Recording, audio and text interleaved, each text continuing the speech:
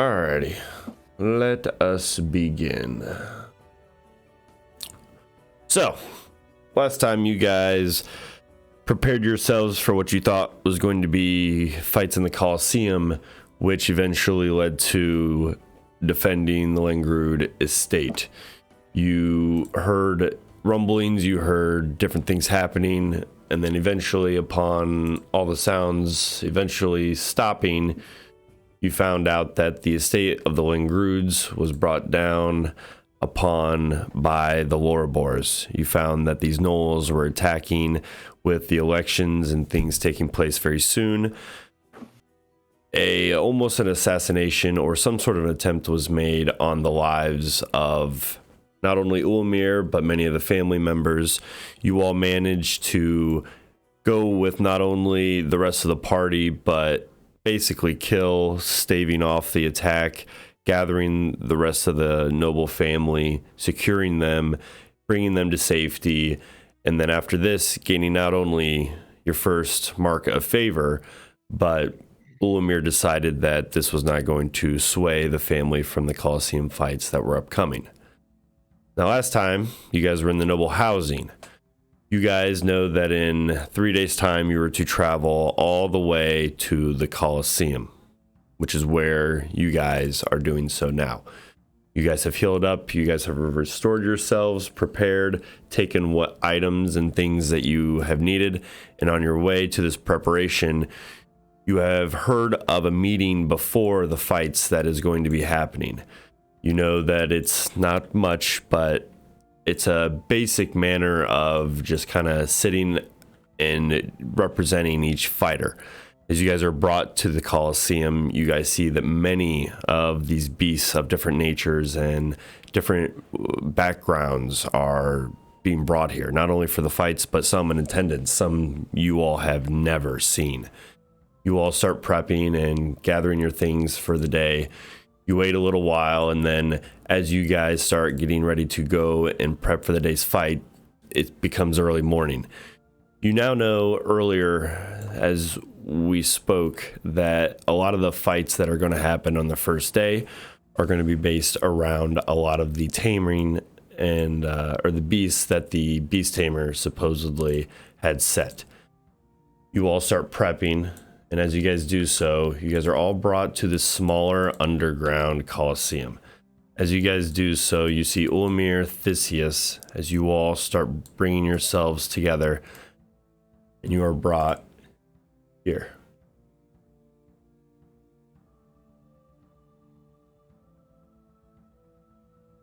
As you guys are brought here, you see this makeshift, very small, basic looking almost arena pit with the Langrud's banner that hangs in the background. You see Ulmir as he kind of starts walking around the pit, watching as Theseus kind of goes over different action plans. You see Theseus look at you all. All right, so today you guys are going to be fighting not only the beasts, but if you make it and survive all the bouts, you will be fighting the tamer and whatever creature he brings with him at the day's end. It will be a series of 5 fights in total. You will have the first 2 fights immediately back to back. We do not know what order they will come in, but we know that they will be beasts from the garden. Most likely maybe bears, something of the nature. You all need to prepare yourselves. Now, who is the strongest of you all in case a 1v1 fight is ever needed? You see him pace around as he looks at you all. You mean like physically strongest? Or like most lethal? If you'll put, and you see him look in motion around the entirety of a pit, in something like this, and then he kind of, I'd say, kind of gleams over at Ulmir, and Ulmir just nods back. And you are put to a death battle, let's say. Which one among all of you do you put everything into? If you had your life. I'd say it'd be a coin flip between me and Kiki. Yeah, If we had to fight by ourselves. You're pretty strong there. You see Ulmir step up. He's like, true. It's true. like, But think about how ferocious you are. hey, I'm just trying to not be a downer before we all go fight to the death in an arena. Listen, I mean, I'll do it. I'm it's down. not- I'll kill whatever. it's not so much about dick measuring. It's about if you die, your friends will all die along with you if this is possibly a failure.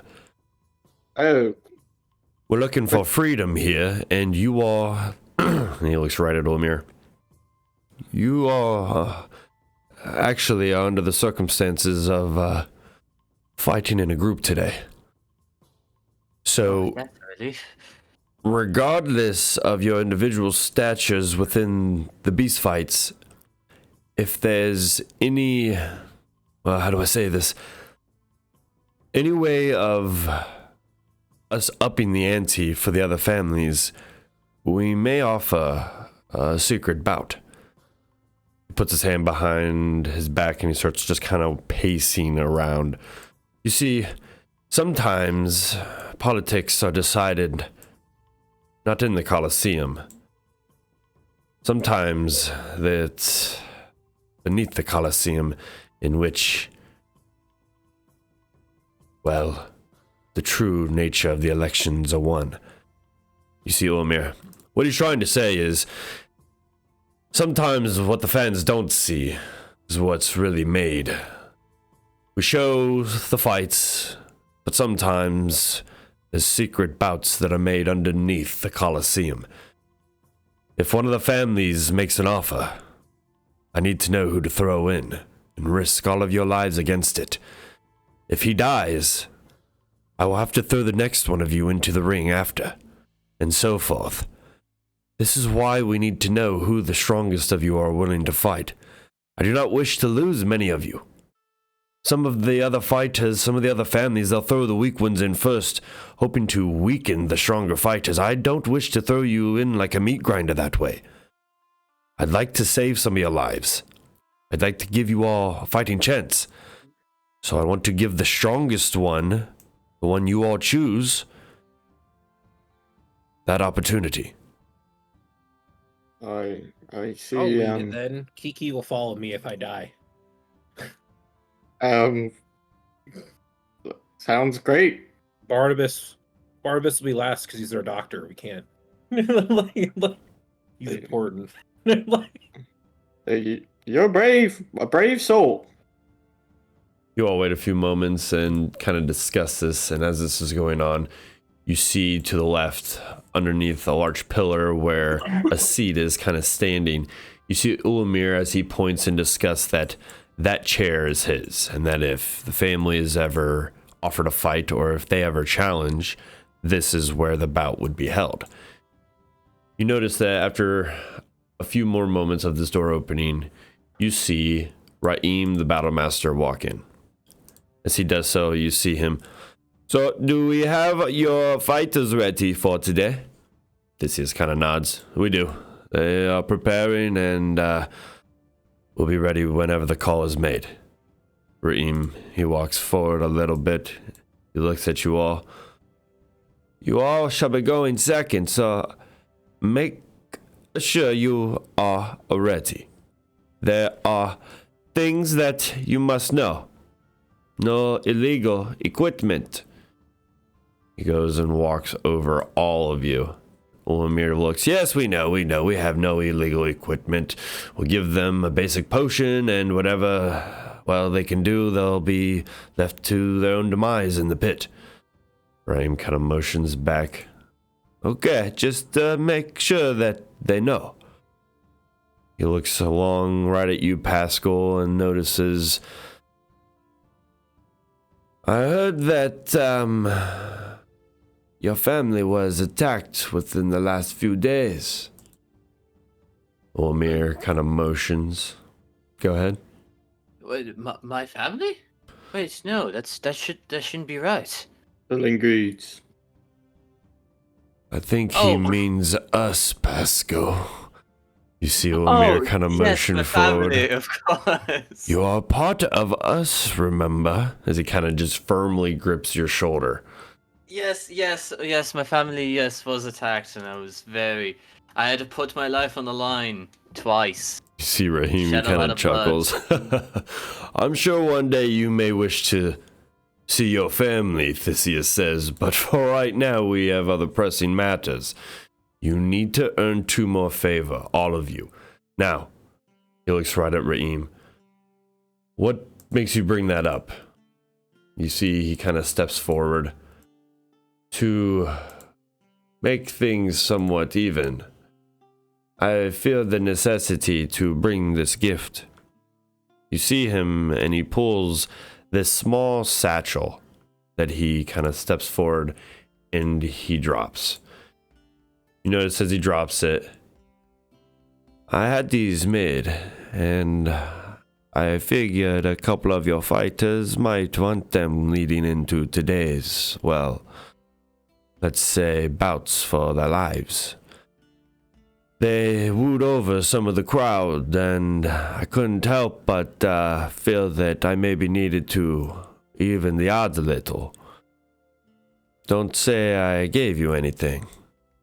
You see him nod, Yeah. I'll fight you for this. and he starts walking away. As he does so, you see a small smile at the corner of his mouth, and then he walks away. You all looking into this see that this has 2 hand wraps of mighty blows. These Well, I was one who partly wooed the crowd, so I say one of them should rightfully be mine. I don't know what these exactly do, so be my guest. Well, they look valuable enough, so I would like to take a look anyways. I'm just gonna pick one up. Is there anything that I could really tell from them? as you look at them, you don't really get too much. They're very newly made. This is something you can definitely tell. You notice that these are also, they've been transmutated. You can sit here and kind of take long enough and look over the actual item if you wish to. I am, because Yeah. these are mine. One of them. Um, I don't use weapons. These are like the things I need. I might walk up to Theseus and ask. He said something about illegal items. He kind of looks at you. We usually don't speak of these things because they don't come up too often, but magical items, things that are frowned upon, throwing sand in an opponent's eyes, things like this nature, it's all good fun. But when that sand becomes infused with fire and it starts smoldering out your eye sockets, that becomes an unfair fight. He kind of looks around. The banners here and the way we live life, it is done in more of a mundane way. We create warriors, we break you of your previous ways, and like you and I, we all came here at some point, enslaved to something. He looks across at Ulamir. Both him and I, enslaved to the family, the nobility. Well, he stops. The nobility came with many good things, but on top of it, many bad things. We are forced to, well, only reproduce within certain confines. There's many things within that you may not understand being an orc, but humans here, there are not too many. And which ones there are, they do not last very long. The nature of the garden needs medicines. He looks across at Barnabas. Reasons why we keep medicine and things on staff. I'm kind of rambling. Long story short, we need the newly found members here, whether you make it out or not, to be useful in society. We craft you here, we break you of many things, hoping that you stay. Ulumi and I, we were like you once. We chose the political regime. We went down a different path and became nobles, started a family and made it here, like many of the other families. You all, we hope, can maybe join us one day. We don't wish to watch you all fall. But I'm sorry, I'm getting lost in the mixture of the day and the emotions. I love a good fight.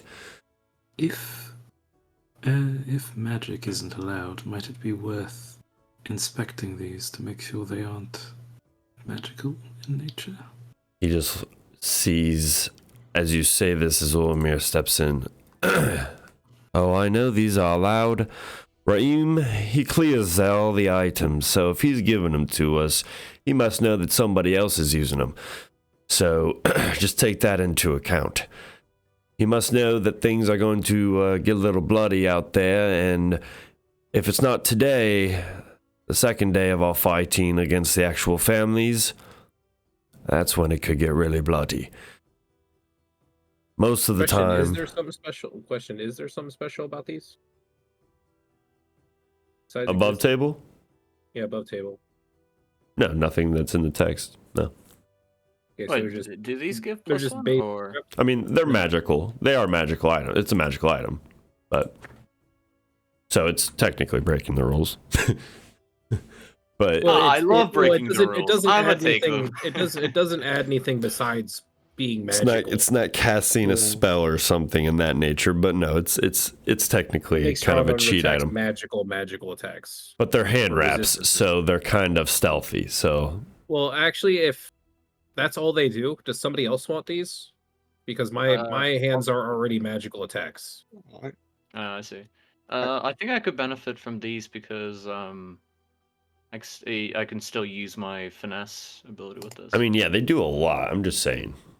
They give you like a +1, and I think you get an extra D4 or something. Yeah, they, No, that's only if they're upgraded. If they're just base mighty blows, they're just like nothing but upgradable for your fist weapons. Okay. Doesn't give a +1, isn't? I thought I read Only that. if it's a +1 hand wraps of mighty blows, and this is just a hand wrap of mighty blows. I mean, I'm just gonna take them because the cool gloves.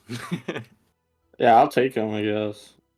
Unless I mean, I mostly use weapons. Does Barnabas?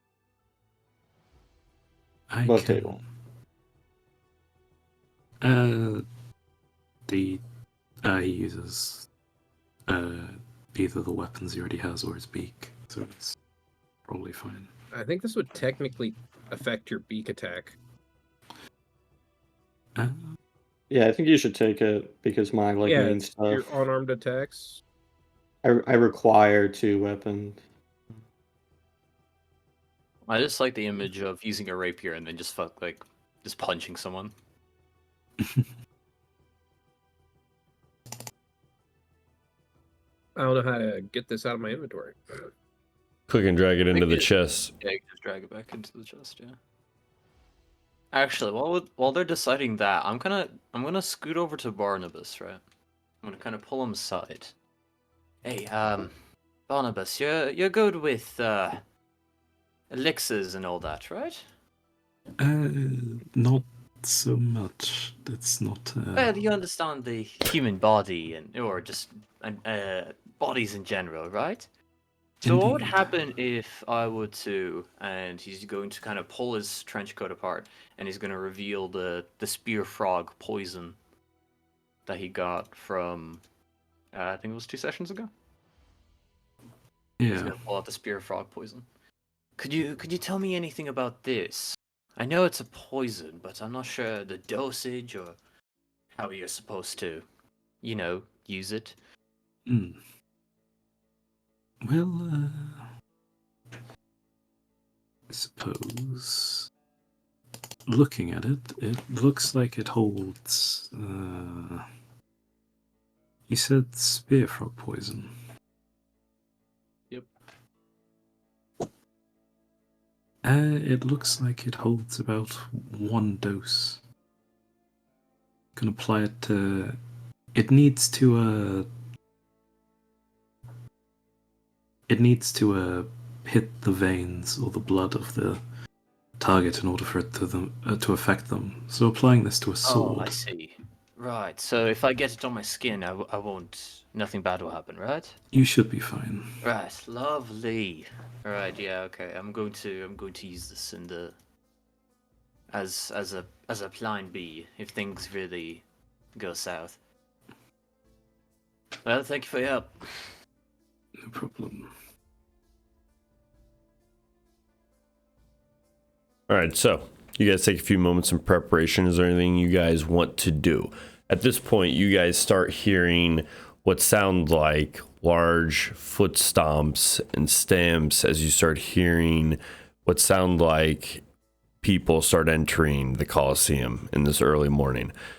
You can start smelling the early dew start singeing off on the early grass as the sun starts rising. Even though you're underground, you can start telling that the humidity is changing.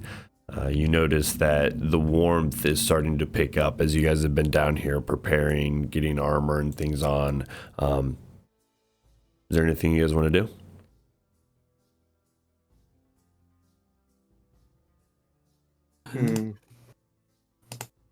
I'm gonna ask this is, I just want to know one more thing. Lavette, is she okay? We we think they'll be okay. We brought the whole family with us as we don't think the estate right now is safe. We feel like we have things we need to kind of settle with the lower boys before we feel we can just go home without you all around us, as long as you and the guards are nearby. And there's tons of people watching. I think we'll be okay, but I don't know. She's shooken. I see. I go over to the group and try to say under my breath and converse quietly, privately. I don't know if it's just you guys, but I'm freaked out seeing these fuckers over here so scared. You know what I mean?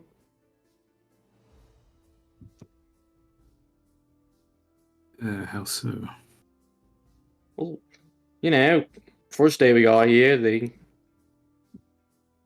telling me to kill another person. I did, because I'm also shitting my pants, and now they're the ones shitting their pants. Are we just all gonna die here? For them, I don't think they had anyone feed them their own medicine.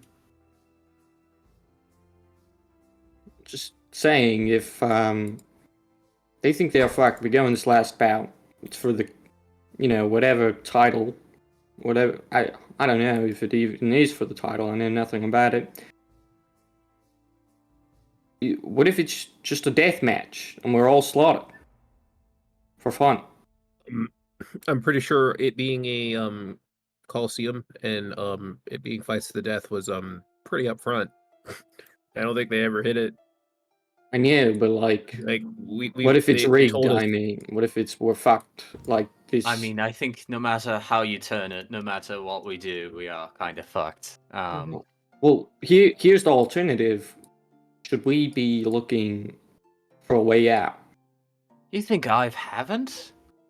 Yeah, well. They have everything under lockdown. Everything lock and key. Guards everywhere. Well, in honesty, they don't even need to lock it. There's an entire civilization built on these death matches.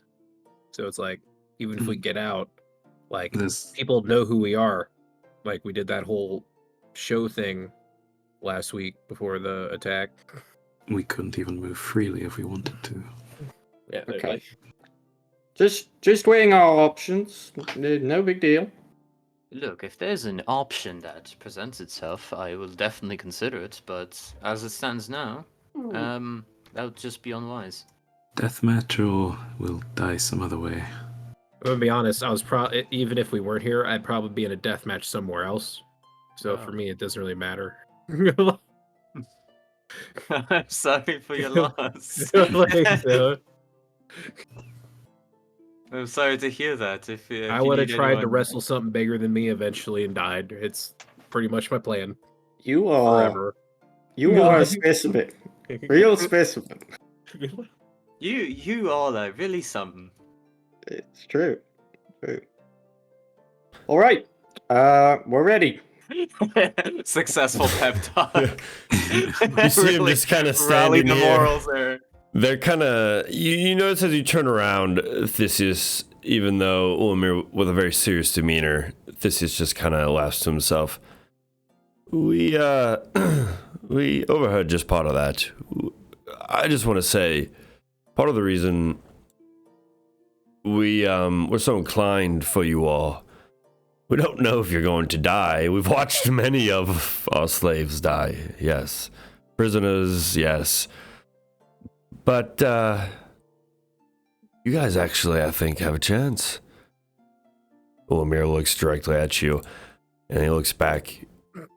He's being very serious. I haven't seen him this intent on taking the elections. When we sent Imal after, slave searching, prisoner searching, we literally told him that if this didn't go well, this might be the last time the Langrud family stood a chance to see the Colosseum as a noble family. So the chance that you come here, already showing great stature at, the theater, showing just, we have great hope. We've never had someone or so many fighters and warriors that we think could actually make it far in the Colosseum. We've seen you fight. We've never had a fighter be able to take out anybody from the lower boars, and you were able to rescue our entire estate, Kiki. He looks at all of you. This is why we are putting certain things into you. We have given you most of our worth.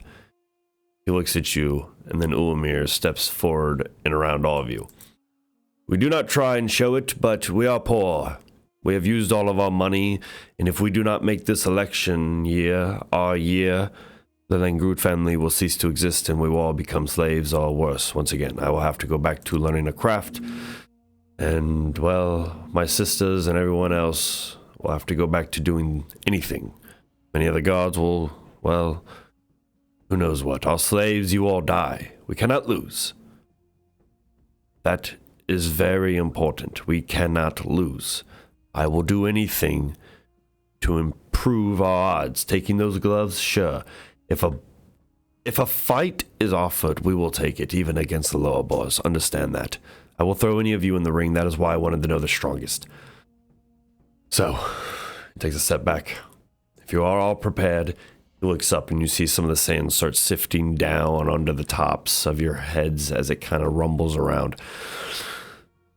The citizens are ready to watch. The beasts will be prepared. Fight back to back. If it becomes too much, understand that it is to the death. If we can heal you, if we can give you anything at all, I will.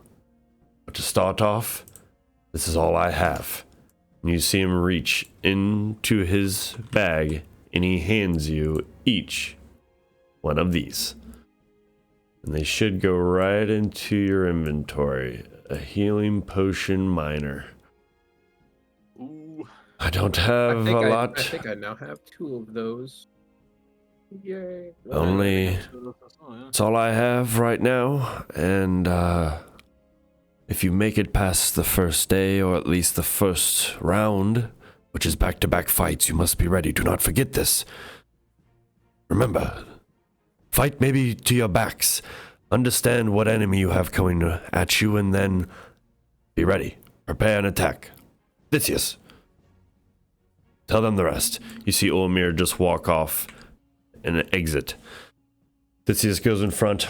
All right, this is the last time we have a chance to talk. Is there anything you want to know about the Colosseum or anything you're about to go before we enter? He starts dropping all of your gear and giving you all everything as you start putting it on, gearing yourself up.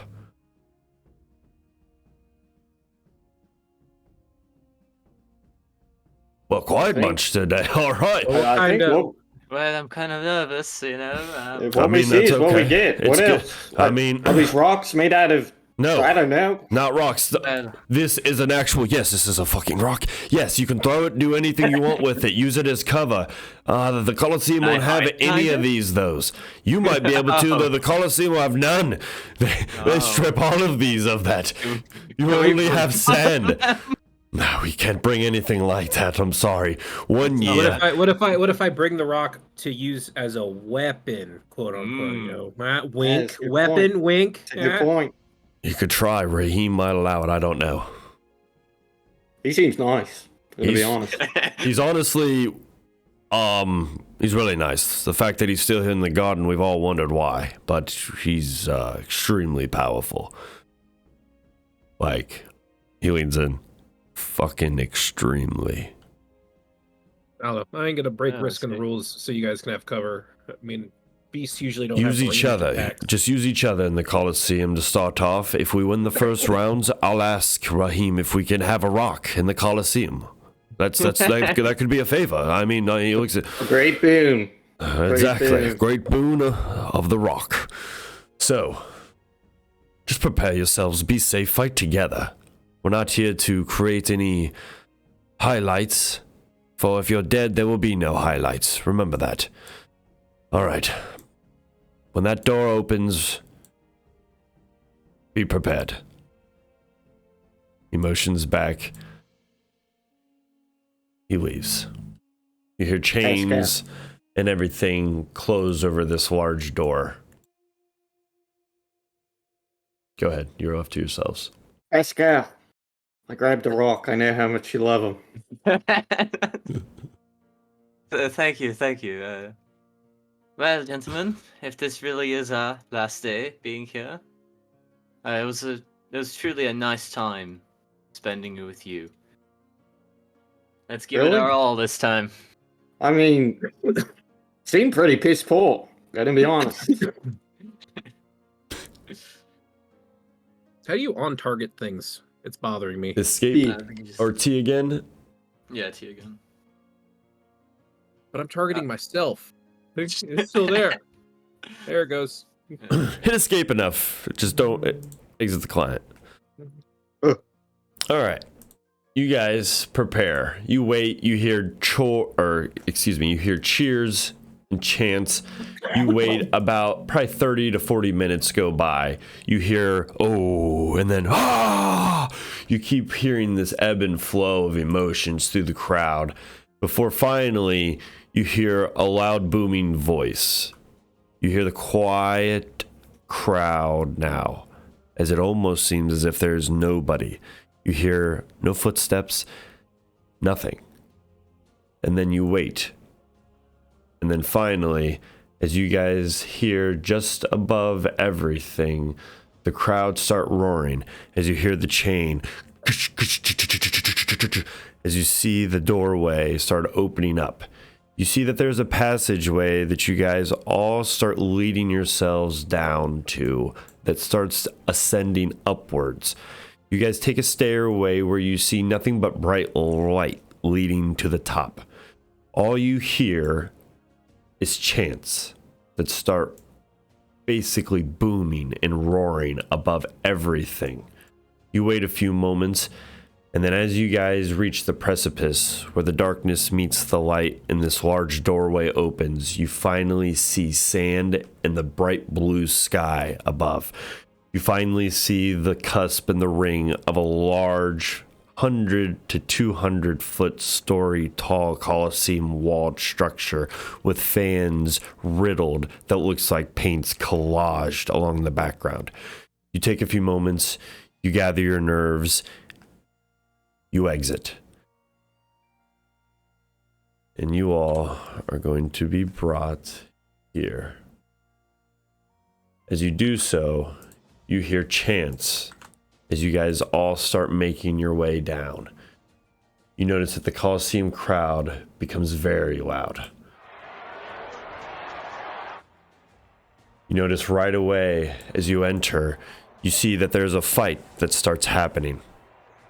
As you are brought here, you see that this is the Colosseum. You wait a few moments, You see the bodies from the previous bout are being brought out. You wait, and you take a moment back and see the blood being sifted over with new sand before you see Raim as he enters. You see the crowd somewhat lessen as everybody seems to just softly stop for just a moment. You see that everything goes quiet. And then the slight drum softly beats. You see Raim stand. Today, we mark the beginning of the fight. He motions his hand around. The beast fights will begin. And as they begin, an honorary tribute to the Lorbar family. You hear the crowd once more erupt in a loud, boisterous uproar. You hear them as you see the black banners everywhere just start being brought down, one after the other. As you see each one being brought down, you notice these are large shadows and silhouettes that you start seeing being brought out from across the way. You start seeing doorways, and along these markings, you notice that many of these have smaller little hidden compartment doors, much like this chain-linked one that is in front of you. As you all wait, hearing the crowds grow in anticipation, you wait. You feel it. And then you see Raim. Beginning today's fight, let the tamer show what he wants to bring in. You notice this tamer, this large individual, as he steps forward. He comes in with this large beast. Large how? Like large, like this dude's ripped, or ripped, large, like this ripped. is like a real fat guy? No, very ripped, good. very muscular, very ripped. You see him as he walks around. He has very many different, I'd say, whips. You see as he swings them around, you notice that he has a very long whip. This thing is enormous. It is barbed and extremely bloodied. You see that it has been used, and very recently.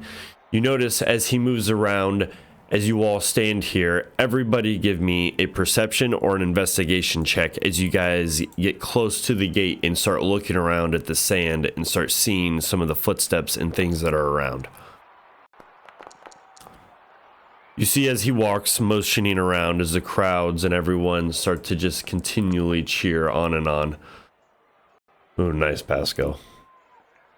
Ooh, nice, Barnabas. Okay, so both Pascal and Barnabas, you both notice as you look into the sand immediately within your kind of furious state of nervousness and somewhat calmness, you notice that there are different footprints that you see here.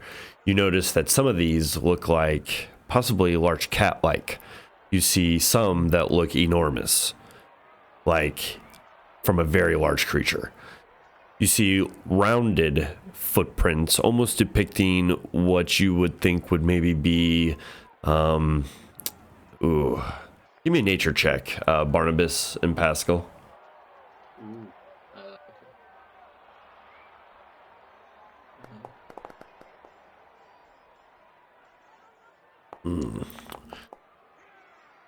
You're not too sure. You look at it, you think just based off of seeing some things that the creature that you know for sure is most likely maybe a lion, a tiger, something from the cat family, and it is very large. And you see many different footprints, so possibly multiple. You notice as the beast tamer walks around, he brings out a large creature that he calls to him, and you see it as it soars from the tops of the rafters down, this large eagle. As it does so, you see him call it, and then it lands. As he does so, he kind of jumps back and takes his whip. He lassos it around its neck, and as he does so, he moves it around. You see that this huge eagle has its wings somewhat almost clipped, embedded just for these fights. You see that as it kind of flops and flies around, it doesn't move more than 10 to 15 feet above the ground. As it does so, he whistles, and you see it fly immediately back off. The crowd starts clapping, and then you see in a very quick jaunt him run back off and exiting through a separate door. As he does so, you notice the crowd claps once more. A huge horn sounds, and I need someone to roll me a d6. I don't care who. As you see Raim enter. It is time now for the first fight. The Van Groot family. And you see him motion from a far podium hundreds of feet far off in the distance. And you see the crowd, a few cheers go on. They shall be fighting the leopards. And you notice 3 doors immediately open. And you see 3 leopards very quickly jaunt out in a very almost agile-like pattern. You notice as this happens, a guard starts making his way up to the doorway next to you. As he does so, you see this guard now, an ancestral guard, walk as he stands above about 15 feet on top of the podium, or on top of the wall. He looks down, ready to grip a chain. You see a banner get ready to be dropped. Now, as we are prepping, is there anything you guys wish to do? Pascal is kind of wide-eyed. He's just going to look at the leopards, not really recognizing what they are, and say, Can I answer my stance? Tell you what you're saying, Pascal? What? We're fighting. What even are those monstrosities? Looks like a cat to me. Oh, this is. I roll. Do you really know what leopards are? Yeah, go ahead, Barnabas. What are you saying? You want to roll it? Outside. I was wondering if I could roll another nature check now that I can see the creatures. Yep. Cool. Oh, these are the same creatures? You don't know. I'd say no, because these aren't large. 24. You look at these, you notice that these are not the same creatures that you see some of the footprints around. You notice that these creatures are a lot smaller. You do notice that you see some claw markings along, and I'll say with a 24, you know that you want to stay away from their jaws.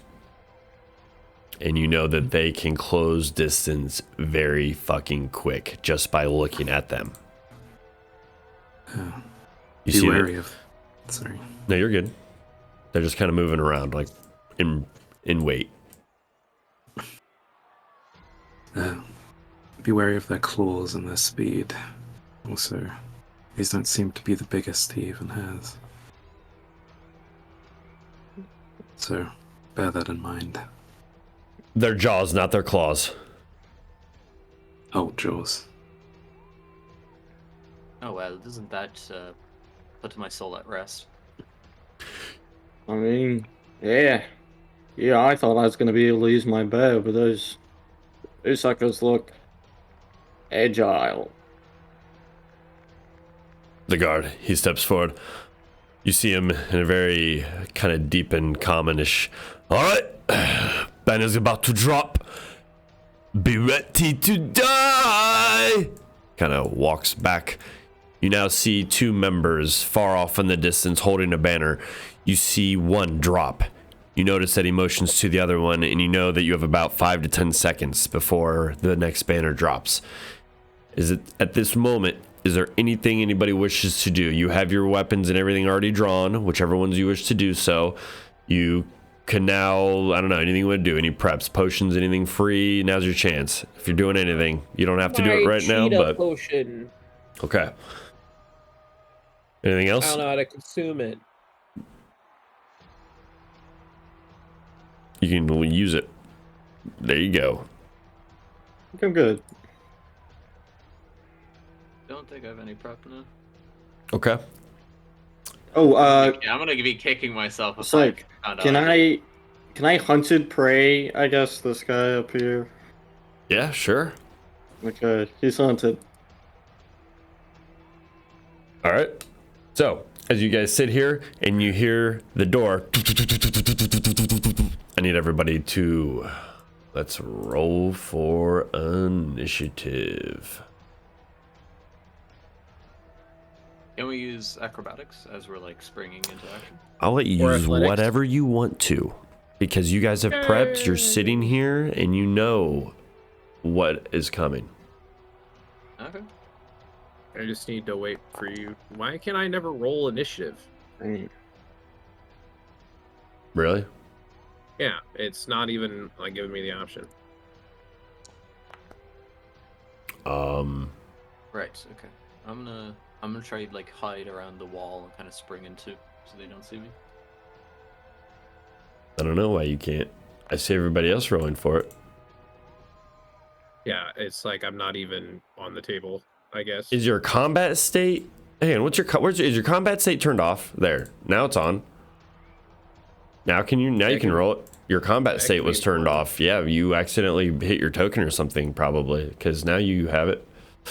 Yeah, All right, still not happening. All right, well I can roll it for you because you're in a good combat state. So that one I just rolled is for you. Oh wow, I rolled godlike for you. Yeah, steal the DM's good rolls. Yeah. Okay, here we go. So these are the initiatives as we break it down. As this happens, we're starting. Here we go. On to you, Nug. What you doing? More shit. I didn't want to be first. I wanted them to be first. The one time I wanted shit initiative. You can change your initiative. I'm pretty sure you can delay, right? Yeah, you can delay for free. You can just be like, I want to go later. But that's up to you. Retake that place next turn. Yeah, you can just, knowing that you have initiative, you can just be like, I'm going to go, you can just swap your initiative. I don't think I'm gonna go takes anything. I'm gonna go after the leopards. Okay, let me. You want to go? Leopards or leopards? Okay, so I'll move you there. So you're 21 now. So I'll just drop you down. So you change your initiative. Now it's permanently there. It's not. So you move it. It's permanently there? Yeah, I can't just hold? Well, no. You have to change your initiative order. Let's say delay. Select this when your turn begins. Take your turn later. I don't think that it switches that. I think you just. He can he can delay an action, but if you want to change your initiative, you can do that. Like you can be like, no, I'm going to change my initiative, but it just resets your initiative. Like, but you have to say in that point. You can't then next turn be like, okay, I'm top initiative again. I say you can just delay, right? And then just delay until the leopards move, right? You don't have to completely change your initiative. Yeah, is that an option? Yeah, sure. I'm just saying you can change your initiative if you want. You can be first and then... I want to stay first. I just want to hold all my stuff. Because, like, I don't have enough movement to get to any of them. Oh, well, that's it. And would that use... Right, but then that's going to use your... That's what I'm saying, though. You're going to use your turn, though, just holding your actions, and then you're only going to get your one reaction. Because when you hold it... Right, no, but you won't get all your... Right, but will you get all your actions? I think so. I think you literally just move later. I think that's... Yeah. That's what I thought was resetting his initiative. That's what I thought we were talking about. I'm pretty sure you can't do either or. You can't hold and then reset. You can't be top and then hold your actions to be later and then the next turn be at the top again. You have to reset your initiative if you want to do that. That's what I'm saying. You can't hold your whole turn, I'm pretty sure, resetting your initiative the next turn. You have to go later and then that's your new turn.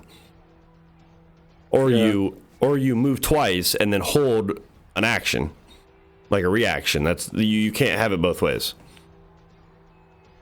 Yeah, delay says your initiative's changed. Yeah, you can't swap that way. You can't hot swap it. So it's either you go third or after the leopards, or you stay first and you use your actions and then, I'll allow stay you to first then. All right, so what you doing? Fucking But wham bees. I'm gonna hold my action to punch whatever gets close. Okay. Anything else? Wait, I'm gonna move way far up. Yeah, that was. Because I could. Yeah, I'm gonna hold my flurry of blows to kick whatever gets close. Okay. Wham. What's your movement? 30 feet? 35. It's 35 because I drank the potion. Oh, okay. I got you. All right. Anything else? You good? That's it. Okay. After your turn, and I gotta go all the way through the hand. It went back because he went. All right. This one, you are gonna see it's gonna go. And it sees you all, and we're just gonna roll a d4. All right. It immediately locks on to what looks like one of you in the back. You notice as it does so, it's going to perform a large pounce action. And as it does so, it's going to move. What? Yeah. It's Gonna going bounce from there? Kinda. So it moves pretty far. And then it's going to, I don't know if I got the distance. We're about to find out here. Nope. Not going to go far enough. So it's going to make it here.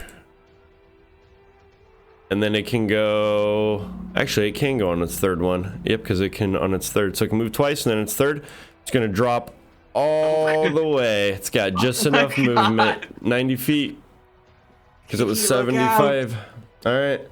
So you see it jump, and as it does so, it just gets its basic, I think it's just its basic strike. Yep. So you see its... Jesus! Yeah, you see its claw just come out at you. Strikes out. 15. Yes. It'll miss. That's all you see. After that, the next one goes. You see this one. This one now. Let's see what it goes after. Me, please. It does. You immediately see it turn right on you, and Here's the flurry of blows. I get to get that. That goes before its action. Get fucked once it gets close. you're not close enough. So it sees it go here, and then it pounces on you. As it does so, this is going to be you attack, I attack. This is like simultaneously. So There's the first one. I learned while reading I have to add the damage of these up if they both hit.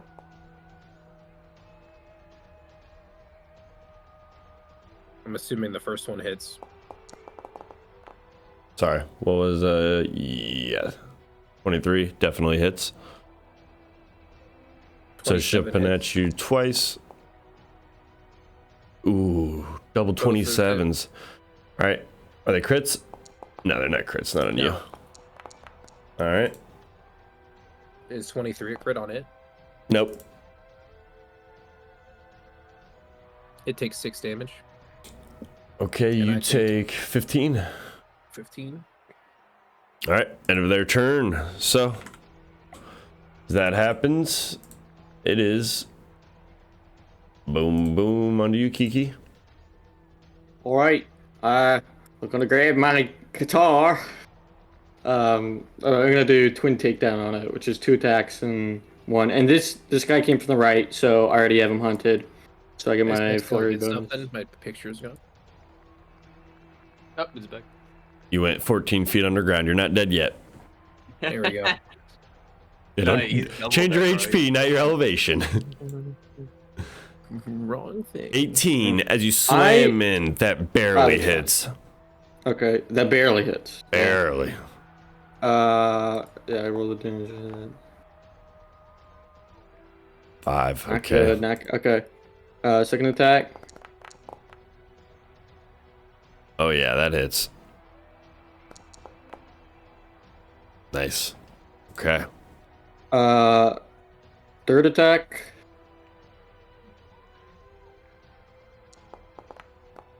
Ooh, it was close. Just misses. Damn, I kind of fucked up the order here.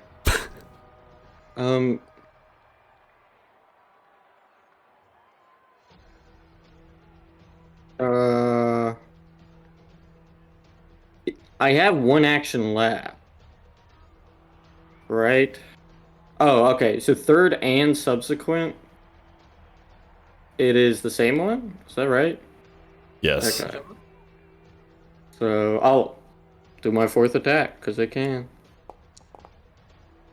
Damn. Okay, yeah.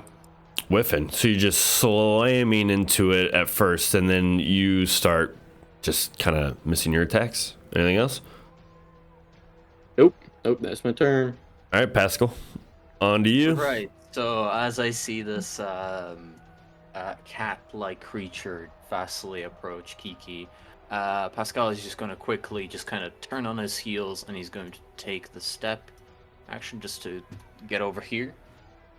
And as he rolled stealth, he has the leopard didn't see him fully, so he has it's flat-footed. And Pascal, as he turns with his 2 blades in his hands, he's gonna give the leopard a death stare and go for intimidating glare. So I'm gonna try to demoralize this animal. Wait, you're stealth though. No, it's just I rolled with stealth. No, like how can you intimidate and glare if he doesn't know you're there? No, like I just came out of nowhere, so you didn't expect it, but you can see me now. Surprise attack. And I'm gonna try and intimidating glare. Nice. Wait, is that double crit? Yeah, I thought you said you nerfed this guy's rolls or something. 100%. Nah, he 100%. made them how they supposed to be. So you definitely demoralize him. Yeah, would that be a critical success? 100%. So that's fine too. And becomes And flat-footed, let's say- right? He becomes frightened too, so he takes away -2 from all his checks, I believe. Yep. So when I'm attacking him, do I take away? Do I assume do I take I already away? got it. Don't worry about it. Right, He's nice, good. Nice. All right. And as Pascal turns and faces it and stares it down, he's just gonna go for a singular rapier stab. So it's gonna be. Does frightened +2, affect AC? Does frightened AC. does that affect AC? Yeah. I'm pretty sure. Hey. Hot. And oh, diggity damn. That'll hit. Nice. And I'm just gonna roll damage. Yikes. God.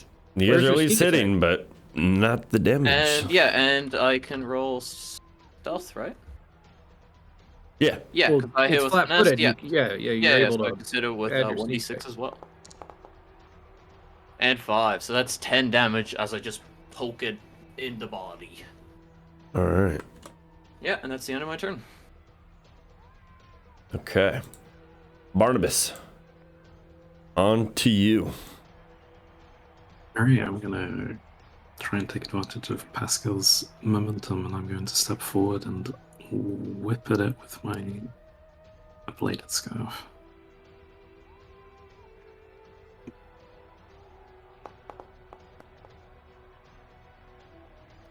That will miss.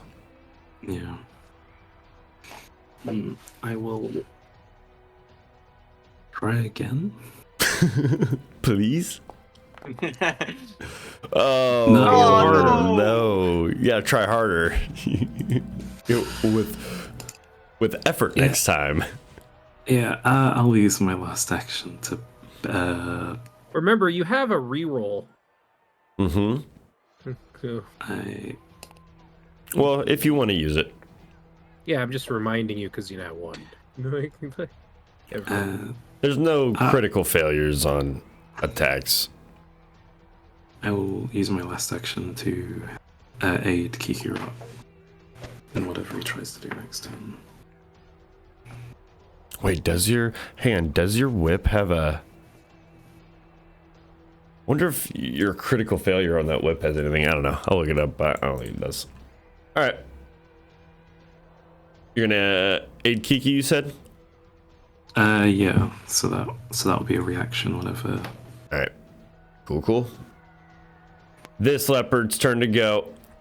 And now that it's going second, you see it innately just is going to attack what it already sees something else attacking. So it's going to run a little bit, and then you see it once again just leap right at you. As you do so, here it comes. As you watch it jump at you, strike with its claws, and then it goes in for a bite right after doing so. Actually, we'll do the bite first. I'm gonna make it hard on you guys. I'm not gonna be easy. There's no penalty for critically failing attacks. It's only That's what I thought. Yeah, that's what I thought. Both of those are gonna miss. So you see this leopard just jump in and just start biting in, doing basically nothing to Nug, as he seems to be drawing most of the attention. Its mouth. Now it's your turn, Nug. Well, this one, I'm gonna hit it. No, I'm gonna grapple this first one, the one that already pounced on me. So that is a, what's it called? Athletics against whatever its DC is. Okay. 22, is it grappled? Yes, it is grappled. It is now grappled. I'm now going to hit it. All right.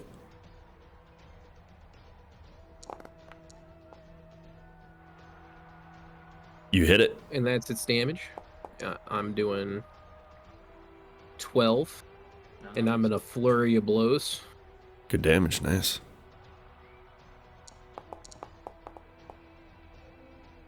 That hits. And here's the last attack. That barely hits, just because you grappled it.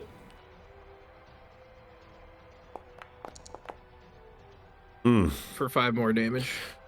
You squeeze and crush, and you feel vertebrates cracking and damage being done. You know that one's most likely soon for its demise. Onto this one. You notice this one immediately is going to strike into you, Kiki. And it's going to do so with its jaws twice. And then we're going with the claw once. Miss. Garbage. Miss. Whiffing and whiffing. On to the next one. Here we are.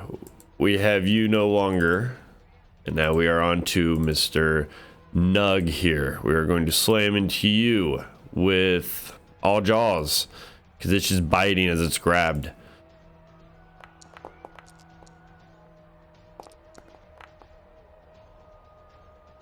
First one hits. All right. First one hits. Here we go.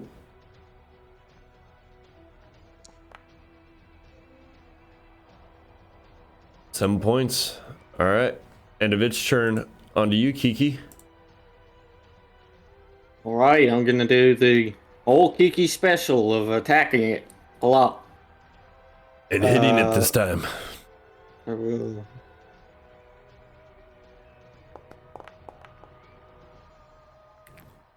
That hits. As you do so, hang on that first one, before you roll your next attack, you see it falls. And as you do so, you watch as it slumps down, and you hear the crowd. They just start going crazy, as for a moment, they get even louder. Okay. I think technically, I used to do this type of crap all the time. I think both of those attacks still count as like my one action, because I was using twin takedown. And then I will see Nug getting bitten into, and I will run or take 2 stride action. So it's 50. Oh, you have a bow, damn it? I do, but sheathing is an action, and I have 2 things out. You can drop. So Yeah, you can drop. Dropping is a free action. You Yep. just drop your weapons and take out your bow. Okay, I'll do that. I'll do that. Dropping is a free action, so I'll throw my hatchet and my guitar to the ground. They just drop into the sand. And Draw my composite longbow. And the range on it should. oh yeah, you're good. You're good. Pretty easily. Yeah, you're fine. I think it's What like I'm 100 grabbing feet. is flat-footed. Yeah, I'll shoot the one you're wrestling with. Okay. So, I'm gonna choke slam it into the other one. Now, I will say, if you critically fail shooting this one, you're gonna hit Nug. I'm just gonna tell you that, regardless of rules. I'm just letting you know, because he's That's what grappled. rerolls are for. Just letting you know. True. If you Risk it for the critically fail, biscuit. Yeah. There's a chance like it won't even break my AC anyway. Yeah. I in the heat of the battle, I am gonna do it. It is gonna be with my 3rd attack penalty. And this guy isn't my target prey. Ooh, it hurts. I don't know. But it does have lower AC because it's grappled. That's true. Okay, I'll do it. You gotta live life, man. You gotta live Take on the edge. Live Kiki alive. would do Take it. that Kiki would chance. do it. He would Carpa do it. diem. This is life or death. It's okay if I get hit. If you hit me, I'll just fucking. Oh, just Missed it. misses. It just kind of swings on by. All right. End of your turn. Pascal.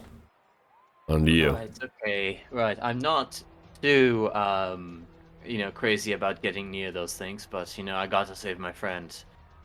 So I think I'm gonna have to take 2 stride actions, sadly. Maybe we get to sneak attack him. Will I though? Yeah, he's flat-footed because I'm grabbing him. Oh, You don't have to- true. Actually. Oh, wait. Yeah. Yeah. Okay. So Pascal springs into action, taking 2 stride actions to get to this point, with his fleetness, and he's just as this one is on the ground. He's just as he stops his momentum, he's just going to force all of that kinetic energy into his swings and just go for another rapier stab.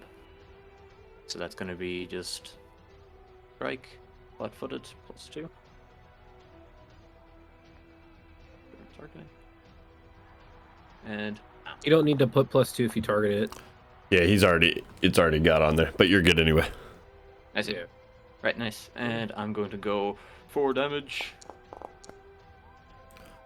Yes. As you see it just get clobbered as you bring it down. And as you do so, you realize this one is dead as well. Oh, not that one. That one. I got the telekinesis stab, bro. Yeah, just the momentum of the swing just completely punctures it like a balloon. And the crowd. "Ah!" Well, yeah, that's the end of my turn. All right. Artemis. Okie dokie.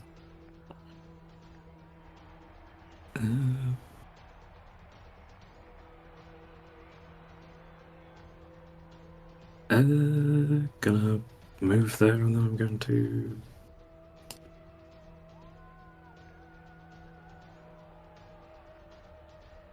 swing with my bladed scarf.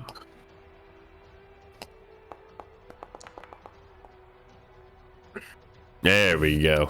That'll hit. Good damage. Anything else? No, I used 2 strides to get there. All right. Leopard going into you, Nug, trying to finish what it started.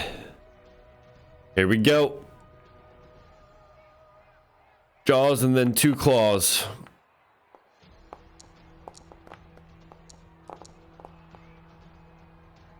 Man, Second one hits. only 1. 4 damage as you see it just kind of lashes out at you. Onto you, Nug.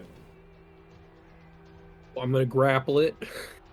All right, you see this one just kind of poof, poof, just drops.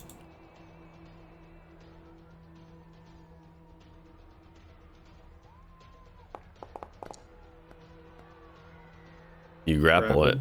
Is it success? Is it critically success? Nope.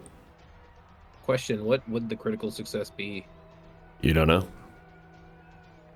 I'm asking because I'm probably not gonna grapple it again. Okay, here's the first strike. Won't know if you don't ask. At least you try. That misses. No, it doesn't. Oh no, it hits. It hits. You're right. I forgot. It's got the It's 10 minus. damage. Yep. Yeah. And here's the 10 flurry of damage. blows. miss. Hail Mary. Oh, Ooh. so close. Oh, man. By one. All right. On to you, Kiki. I don't know. I guess. Well, would you say I had an angle or no? Oh, yeah, you got an angle. I'll give you an Okay, angle. I got an angle. I'll just say it's got a little Okay. bit of cover, but you got an angle. Yeah, you could just step to get rid of the angle. Yeah. So if he does have cover, I'll get a better angle. Yeah, you're good. I'd say you could go like, here, fine. That's And fine. then I'd be good. Yep. Okay, cool. Yep. I'll hunt prey it, and then I'll do my hunted shot, which is just like my twin takedown, but with a ranged, non-reloadable weapon. Okay, let's do this.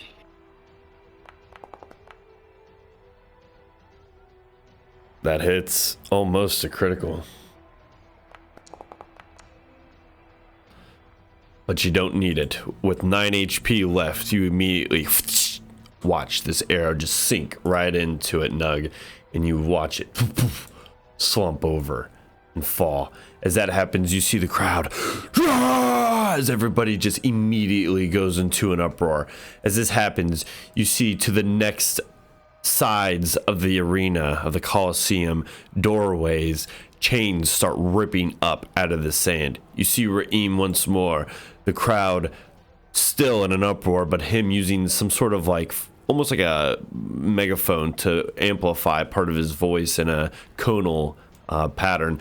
He just basically goes up, "We have at least one round down. Now we are on to the next one." Someone roll me a d6. Who has been rolling well? Who rolled it last time? Okay, there we go. Ooh, Oh, one. a one. Is this like- Can I scream medic and Barnabas like fucking? Yeah. I was getting ready to say, you guys, as this happens and the chains start ripping up, you guys will have a total of 12 seconds as you see the chains, and you guys start knowing, okay, shit, it's happening now. So yeah, you guys can do whatever. Yeah, I pocket my hatchet and the other thing. I just pick them off the ground. Yep, you go back, pick them up. Quickly, yeah. Okay. As this happens, I'm probably gonna drench my dagger in the poison. I'm gonna take the bottle, just quickly, just apply it to the dagger. Right. Well, I shouldn't waste this and never use it. all right, now I will say, give me a perception check, everybody. And if you One guys, second. Barnabas, are you healing me or am I? Yeah, I'm gonna. okay, yeah, Yeah, go I'm ahead. gonna be healing you. Already. Ooh. Innocent 27. That's hot. It's really good. Yeah, that's really good. Oh wow. Jesus Christ. Okay, so as you guys take, oh, nice. That's a lot of health. Wait, did you Yeah. only were 17? Yeah, he rolled a 27 on his medicine. As you guys, in a fury and a quicken motion, sit around and gather yourself, Barnabas running over to heal Nug. As you guys look around, you guys notice the next creatures that are coming out. You see, once again, from 3 doorways. You hear these large footsteps start running. Barnabas, you and Pascal notice immediately from this that this is the footsteps of whatever large cat this was.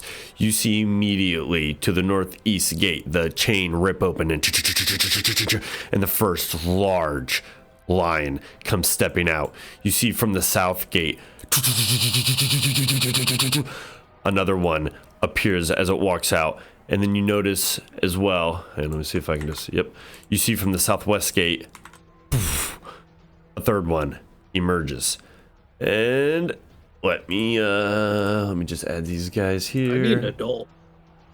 Now, I will say, as you guys see this happen, do you guys wish to change your initiative at all? Nah, I'm keeping my dog. I'm gonna say it before I roll anymore. I'm good. How much did I get? I forgot. I'm gonna keep mine. Yeah. All right, we're rolling them. Here we go.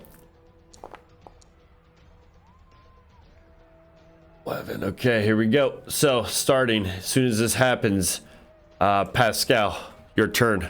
Keeping initiative. Oh, okay, right. Well, this may be outside my expertise. Right. I think what I'm going to try and do first. This is not good. All right. Wait, Pascal, wait. I'm gonna go after that one, and I'm gonna point this one. Mm-hmm. I'm like, use my body as cover so you can stab it. I'm gonna choke slam it. Be great.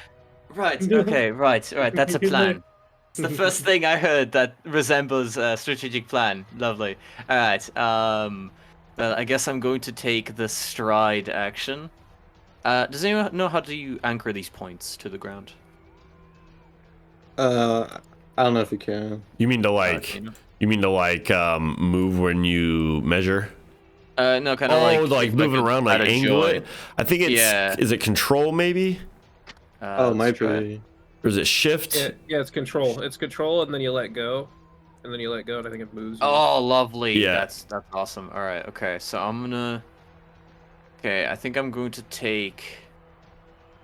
I don't want to move closer to it that much though. Okay. I'm just gonna take this one stride action, and I'm going to move. Let's see.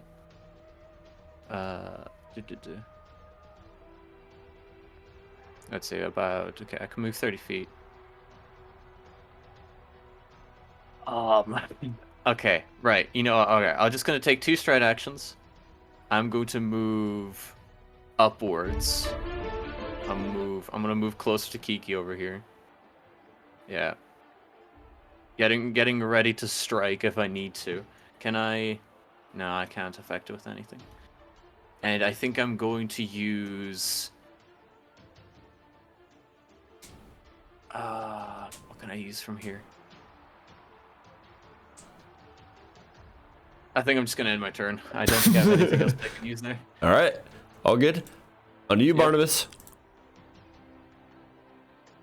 I'm gonna stay about where I am, and I'm going to see if I can roll nature on these to see if I can learn anything about them. 100%, sure.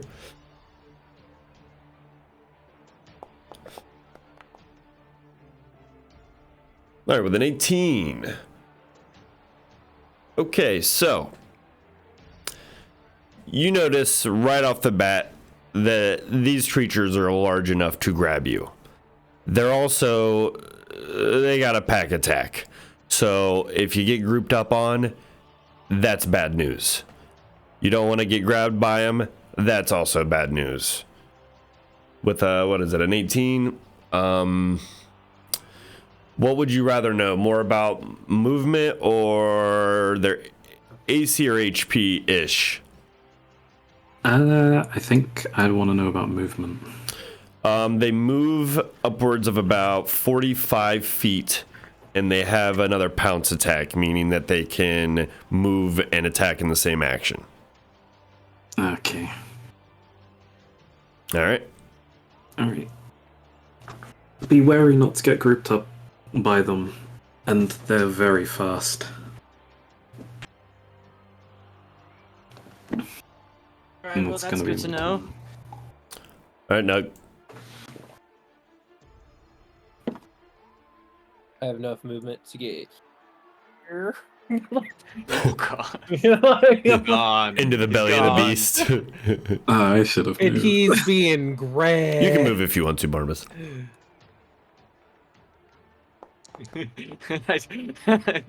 And that's being hero pointed, so I can re-roll it.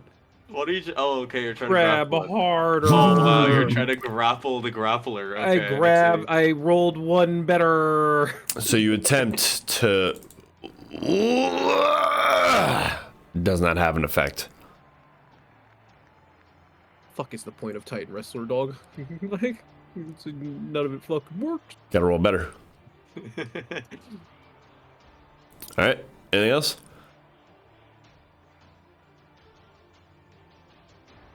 No? Here we go. That's it. That was both my movements and my wrestle. Well, you brought it to it, so now let's see if it can, it's going to attempt to grab you. So. It has to pass a 21. 21? Mm-hmm. All right. Hang on 1 second. Can I not just... Let's see, that's right. Minus... You don't gain blah blah blah. In addition, you gain +2 bonus to fortitude when reducing opponents to grapple you. Yeah, I get +2, so it's Sadness. 19 +2. Wait, did it just critically fail? No. It didn't critically fail. What's yours? Wait, what's your thing though? 22. No, because it's plus 9, so it'd be 13, almost. One shy. It's gonna then, since it fails doing that, it's just gonna go right into you then. Yeah, you just see its jaws rear back in a claw strike. So we're going with that, That's and then minus, with the claws. that's minus. For what? Because grapple is an attack. Yeah, it did. Oh, you're right. Hang on, let me reroll these. You're right. My bad. I mean, it missed. They both miss anyway. No, you're good. Then we'll take this. All right. So you see it, and it basically lashes out and does a bunch of nothing. You now see this one. Just like me. To the south. You see it move. We're going to go right over here. So we can go 45 to there. All right. Yeah. Whoops. Oh, God. Oh, yeah. Nug's about to get the ramrod of ramrods. Oh, God. Nug, no. I don't know if he's in close enough. Hang on. Let me see. Oh, boy. Yep. So pounce and attack. Here it comes. So you see the second one land, and it's going just straight in. This is with its claw, and then for a second time with its jaws.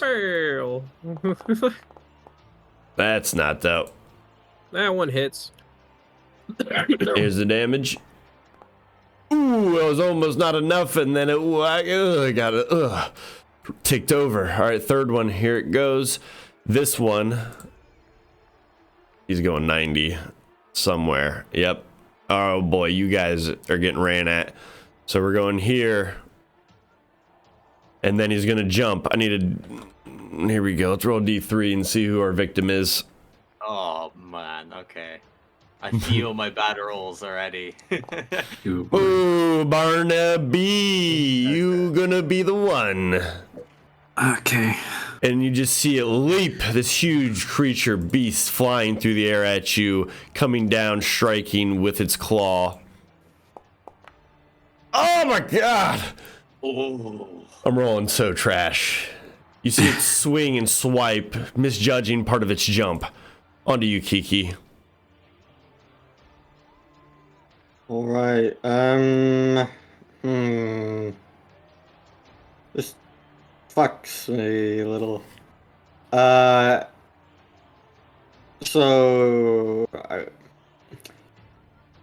Would I be able to attack this line next to Nuck? Fine. Or I don't know. Yeah, you'd be able to. But I will hunt prey that line next to him. And then I will take 3 attacks. As Roger I that. do.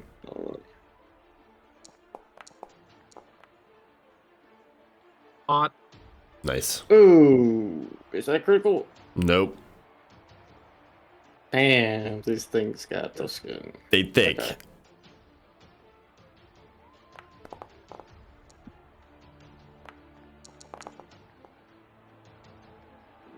Nice. Get one hit. All right. Okay, let's roll the damage on this. So you slap into its thick hide. You do a little bit of damage from what you can tell from that distance. Anything else? No. Trying to think. What would I say to this one? We're fucked! We're fucked. You hear the guard on the top. And that's why we're watching! Alright, on to you, Pascal. Right, I'm gonna look at this line beside Barnabas, and I'm going to kind of shout out. I'm just gonna say, "How dare you attack my savior!" And Pascal is going to move 30 feet right here. Stab in the ass. And he's gonna look it directly in the eye as he kind of, with his rapier, he kind of points to the corpses of the lionesses to try and intimidate it. Okay. So intimidation check. Jaguars, but close. We get it. Bow. Okay, I'm probably gonna use. Wait, okay, let me see. How much do I have? That does not succeed. Okay, should I use a hero point? I don't know. You know, I'm gonna use a hero point. You know, you only live once. I'm gonna use a hero point. I'm gonna reroll it. Wait, are you using a hero point for like frightened? What? I'm using it Trying to intimidate. reroll my intimidation check. Yeah. I will scare this. God damn it. Oh. God damn it. All right, fine. I'm just gonna strike it normally. God. All right.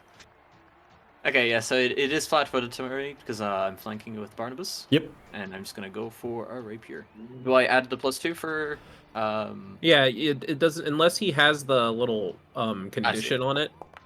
Just add the 2. Okay. That hits. That hits. Lovely. Yep. How dare you attacked my savior? Oh, it already does it for him. Look. It already does the target line AC 19 -2 for flat-footed flanked. It automatically does it. Does it? Yeah, look at it. Dude, the game knows. It is beyond our comprehension. Yeah. Nice. Alright, so yep, that hits 14. Okay. Yeah, I just stab it in the back. Alrighty. And I think that's all my actions. Barnabas. I'm very close to it, so I'm gonna get in at it with my beak.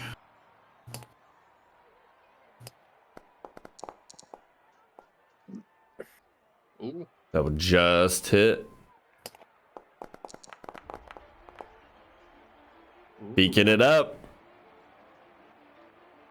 Then I guess I will attack again.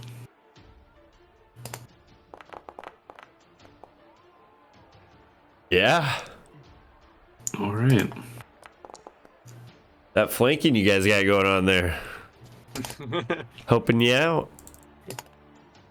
And then I will use my last action to aid Pascal. Thank you. All right. On to you, Nug. I'm gonna try to grab this one that I'm targeting Okay. again. Pascal's going to shout, "No, are you sure you want to stay over there?" You grapple it. He's grappled. Yay! Oh my god. Could you apply? Is he lifting? You start seeing the front legs breaking off of the ground and the back legs start like teetering back as he's like chest to chest now with it. Holy shit, deadlift PR. Strongbone Bjornsson? Here's the attack. It misses. Here's the flurry of blows attacks. I'm pretty sure neither of these are gonna hit. You gotta believe. They all miss. They all miss. He's grabbed though.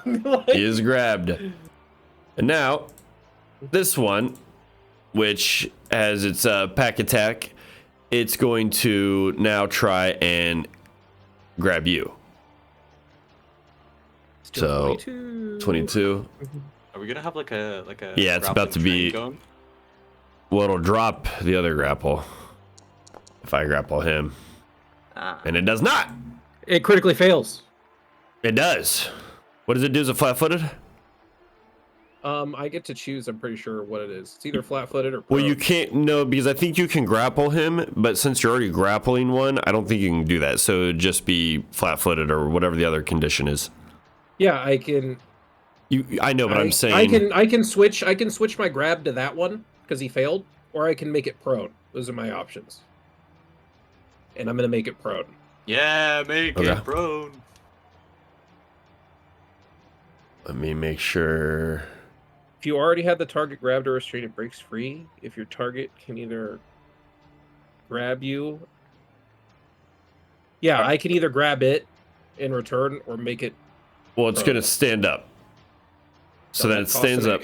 Right, so then it's going to attack into you again.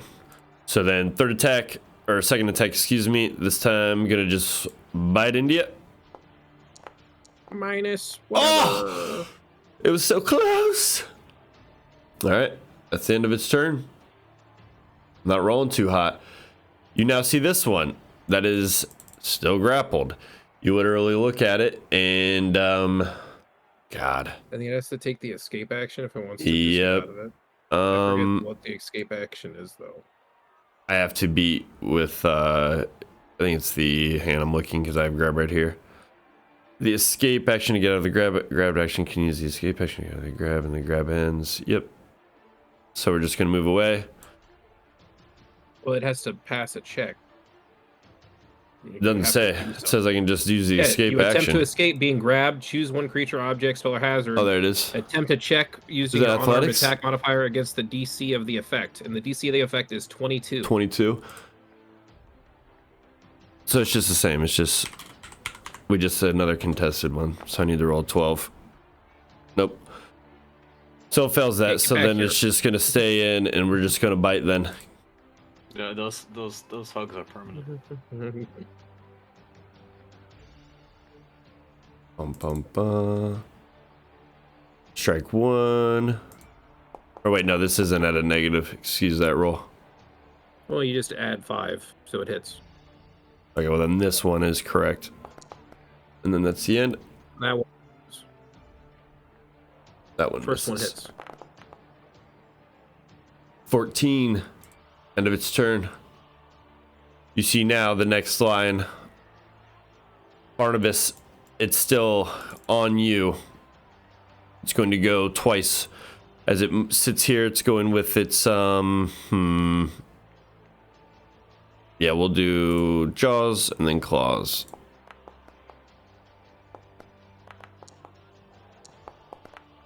Holy crap. That was... You guys are living on the edge today, boys. Living on the edge. We're invincible! On to you, Kiki. I have like the highest AC. You just hear the god, this is bullshit! Alright, on to you, Kiki. Alright, You just kill that one. my quiver's help getting me. low. And I think our luck is going to run out soon enough as well. We need to finish this fast. Shit. Okay, the thing is... I have to do some maneuvering here, because I'm actually too close. Why are you too close? Just murder this one and we'll move on. I have my longbow out, and it is volley. Dude, you just drop your longbow and draw your weapons and stab it until it dies. It takes 2 actions to draw both my weapons. Yeah, I am gonna shoot the one next to it. I am gonna shoot the next. I already have it hunted. I get 4 attacks. It's also flat-footed. It is also flat-footed. So. Flat pawed. Say it right. Flat paw. Okay. That's still its feet. Jeez, wait, have it. That'll hit. That's it. Okay. Should I just roll all my attacks first, I guess? Yeah. Yeah, roll them off. You know you're sinking into it. Like if you kill it or something, I'll but it's pretty chunky. Yeah, 2 hits so far. You get 2 hits. Oh, they were good rolls. Yeah, pretty good rolls. Okay. Ooh, good damage there. And then it's just another roll. Okay. Nice. Yeah, that's my turn. All right. That's what, my 12 damage? Hot. Yeah. Pascal, on to you. Stab it harder. Barmanus gave me the 8 actions, so is that something that he has to roll, or is it something that I roll? It's something I roll when you try to do something.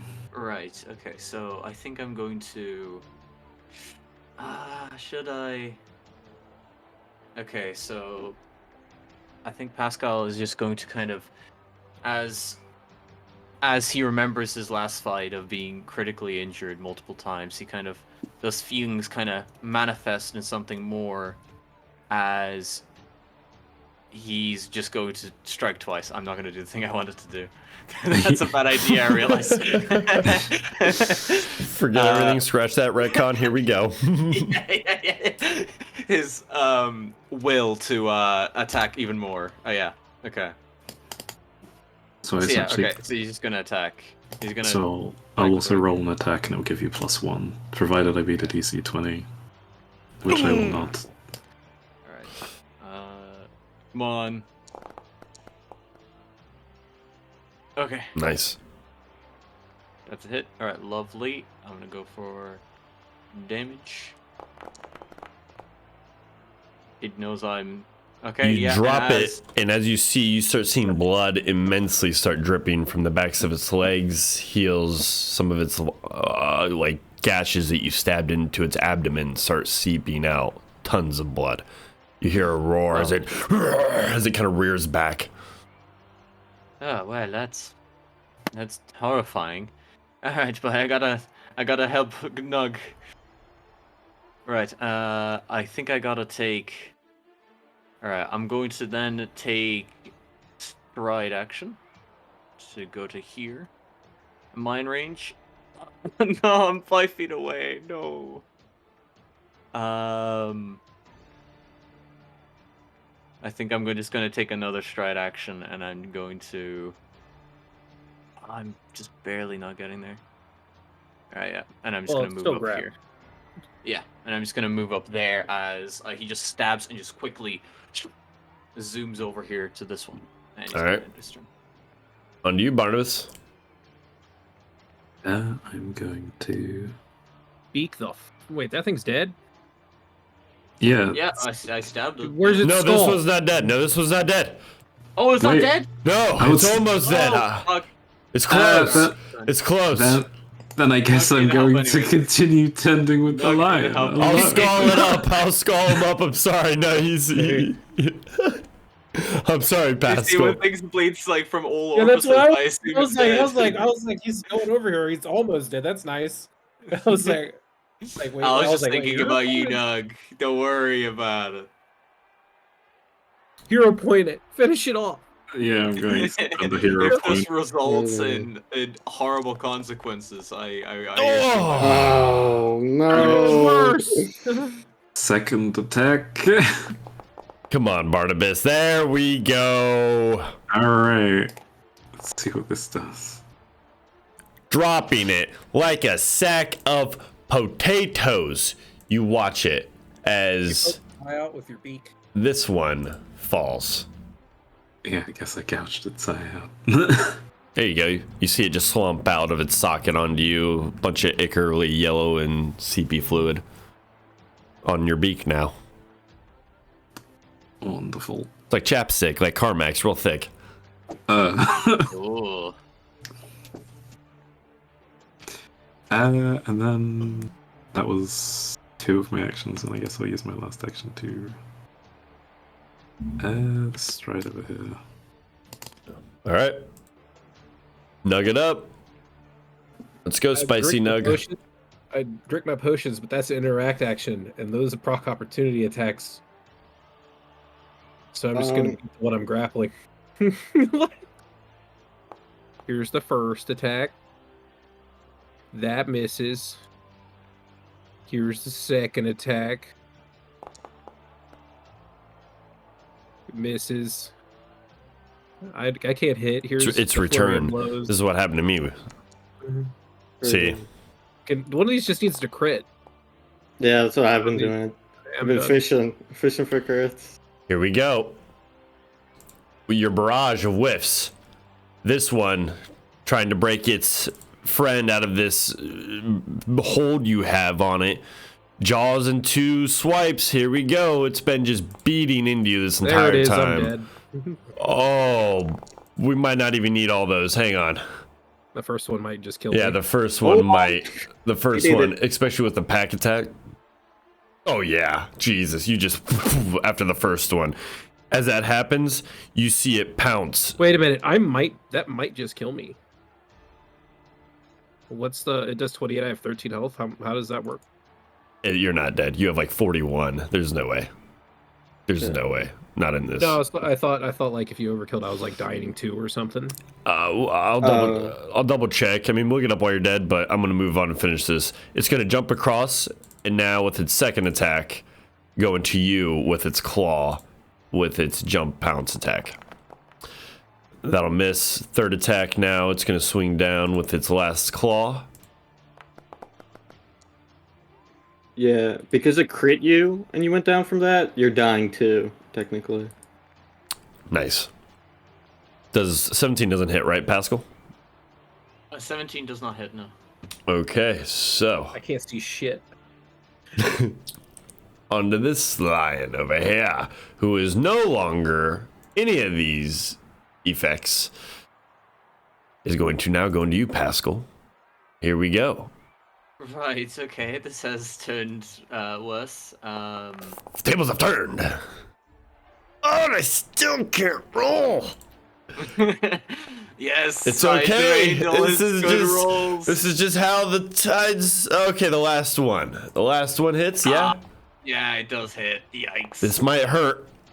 Ooh, 15. That does very much hurt. Yikes. That one tastes as it just rips and snarls into you. Kiki, onto you. Jesus. It doesn't exist in this world. You see a man stand in the crowd. What? That is my name. This is for you. Shit, my friends are dying. Damn, this is tough. I am gonna take 2 strides. It's gonna get me right here. I'm gonna shoot this farther back guy because I still have him hunted. I can only take 1 shot because I only have 1 arrow. Oh boy. I'll say you can start picking them up. Oh, excuse me, I didn't mean to ping there. But I'll allow you to pick up the ones that you've shot. You can reclaim some.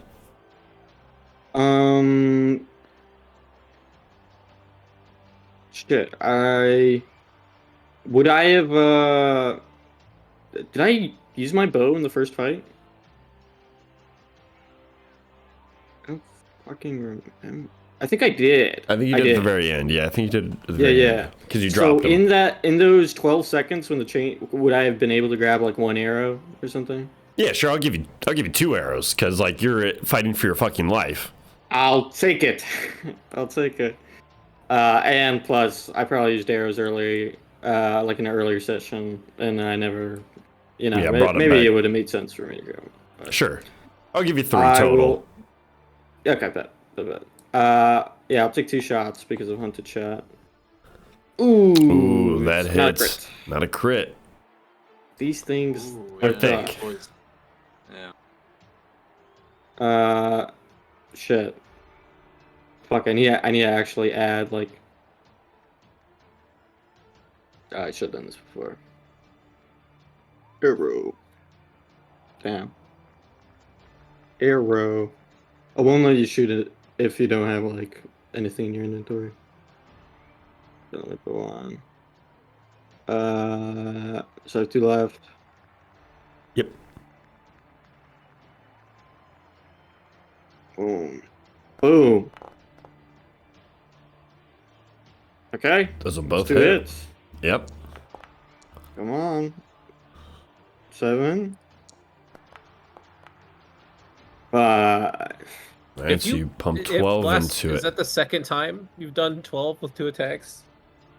Yeah, so, it's a bow, so I don't get like my full strength modifier. And it's ranged. You pump those into it and you see it almost falls from that. You see it start staggering as its legs and its body starts shifting in weight. Pascal, on to you. Right, okay. I think my first order of business is I'm going to drink one of those healing potions. That procs opportunity attacks, by the way. Oh, it does? Oh. Yeah, interacting. I don't know if for this is a Brock's mistake. opportunity effects. Okay, I didn't know that. That's Yeah, actually I very have thought- 2. Why do you think I didn't just drink them both? Do the lions have them? You don't know. Ain't worth it. Let me spend my 2 health potions to immediately get mauled. Right, well, knowing that now, I think I'm going to just... I think I'm going to attempt double... Actually, no. First of all, what I'm going to do is I'm going to stare down at this one to my right. I'm going to try and stare him down. Even though he's bigger than me, I'm gonna Give it a go. Yeah, gonna give it do a go. Scary face. You lock eyes. I lock eyes. I'm about to scare the shit out of him. Hey, you did actually. So what is it? It's Frightened 1. Frightened 1. There it is. Yeah. There we go. Lovely. And I'm gonna go for a twin feint as Pascal brings the poison dagger and his regular rapier just to attack it. I'm gonna hit with the rapier first. So I'm just gonna go. It is not flat-footed, sadly. Very, very disappointing. Okay, just trained dexterity. Okay, just roll normally. Okay, that's fine. That's fine, because the poison dagger, that's the money shot. That's the money shot right there. So we've daggered. They've. Okay, so. Oh wait, you penalty. Oh no, I already got the frightened. Sorry, excuse me. I thought I missed the frightened. And this one actually does have flat-footed because it's a twin feint, and I'm just gonna go for the roll. Oh man. You whiff again. You kind of. I think I'm gonna use halfling's luck on the second roll there. Better roll. You slip in the sand, but you think you regather your foot. Yeah. Come on. Come on. Heart of the cards. Come on, baby. Come on. Go. Hey, there you go. Oh, finally. Nice. All right. So that also had the poison on it. So I think it takes a DC 15 Fortitude save. Okay.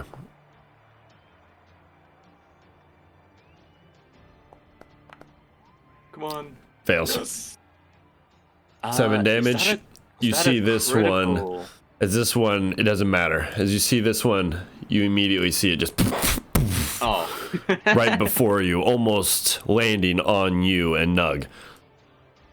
Well, that was a waste of poison. All right, yeah, and I'm gonna end my turn there. Barnabas. Wait, Onto you. When's it up to me again? So I know Next. when to roll my save. I just want to know if I critically fail my save, I die. Like, full out. Can't you use your hero points to go back up? I don't have one! Oh. And because he's dying 2, I think a 2 is also a critical fail, right? Yeah, if I fail, I get it's worth 2 if I critically fail. Yeah, so Oh, 2 or shit. 1, you're dead. No, I have to get dying 4 to die. Yeah, but if you fail, or if you critically fail, you take 2. Aren't you I on think dying? Barnabas It looks is- I like think Barnabas is going to yeah. fix this, so. I'm gonna use a healing potion on Nug. Because I D8, feel I I think. must. That's good. Alright, so you. Good answer. Good answer.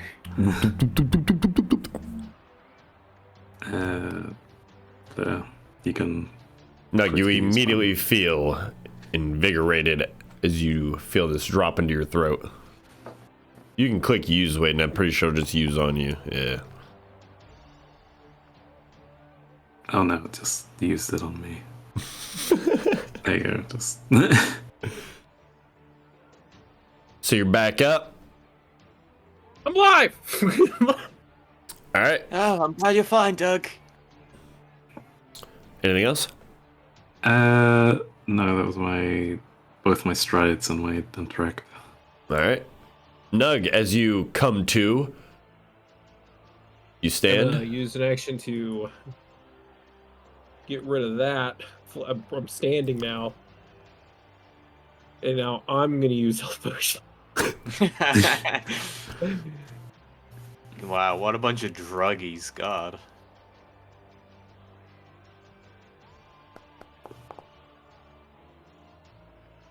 Yeah, not bad, not bad. Wait, if I use it, do it? Well, which one are you using? You're using. Both. Oh, okay. I'm using both my actions to heal for. Okay, that's what I was wondering. Oh. 10. All right, so you're just like. Boop, boop. All right. Do you like? Can you develop like an addiction? Is that a thing? Onto this line. Here we go. You see it as it turns. It looks directly at you, Pascal, dropping its friend. As it does so, it's going to attempt to actually kill you. Here we go. Oh. Jaws. Before it wasn't doing that. You know? Now it's pissed. I've got my work cut out for me. It's going Rambo. It's going Rambo. Ah.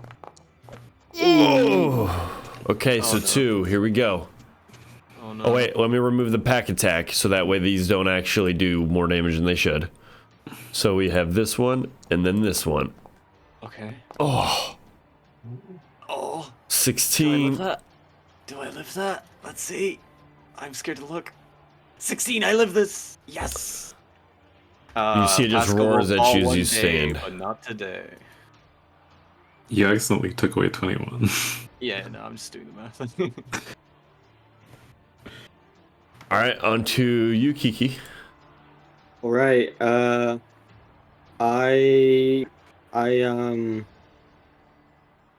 So I've dropped my longbow. I'm gonna pick up or draw. I already picked it up from the 12 seconds or whatever we had in between. I will move. Okay, so that's 2 right there. I will try to hit a 1 with my hatchet.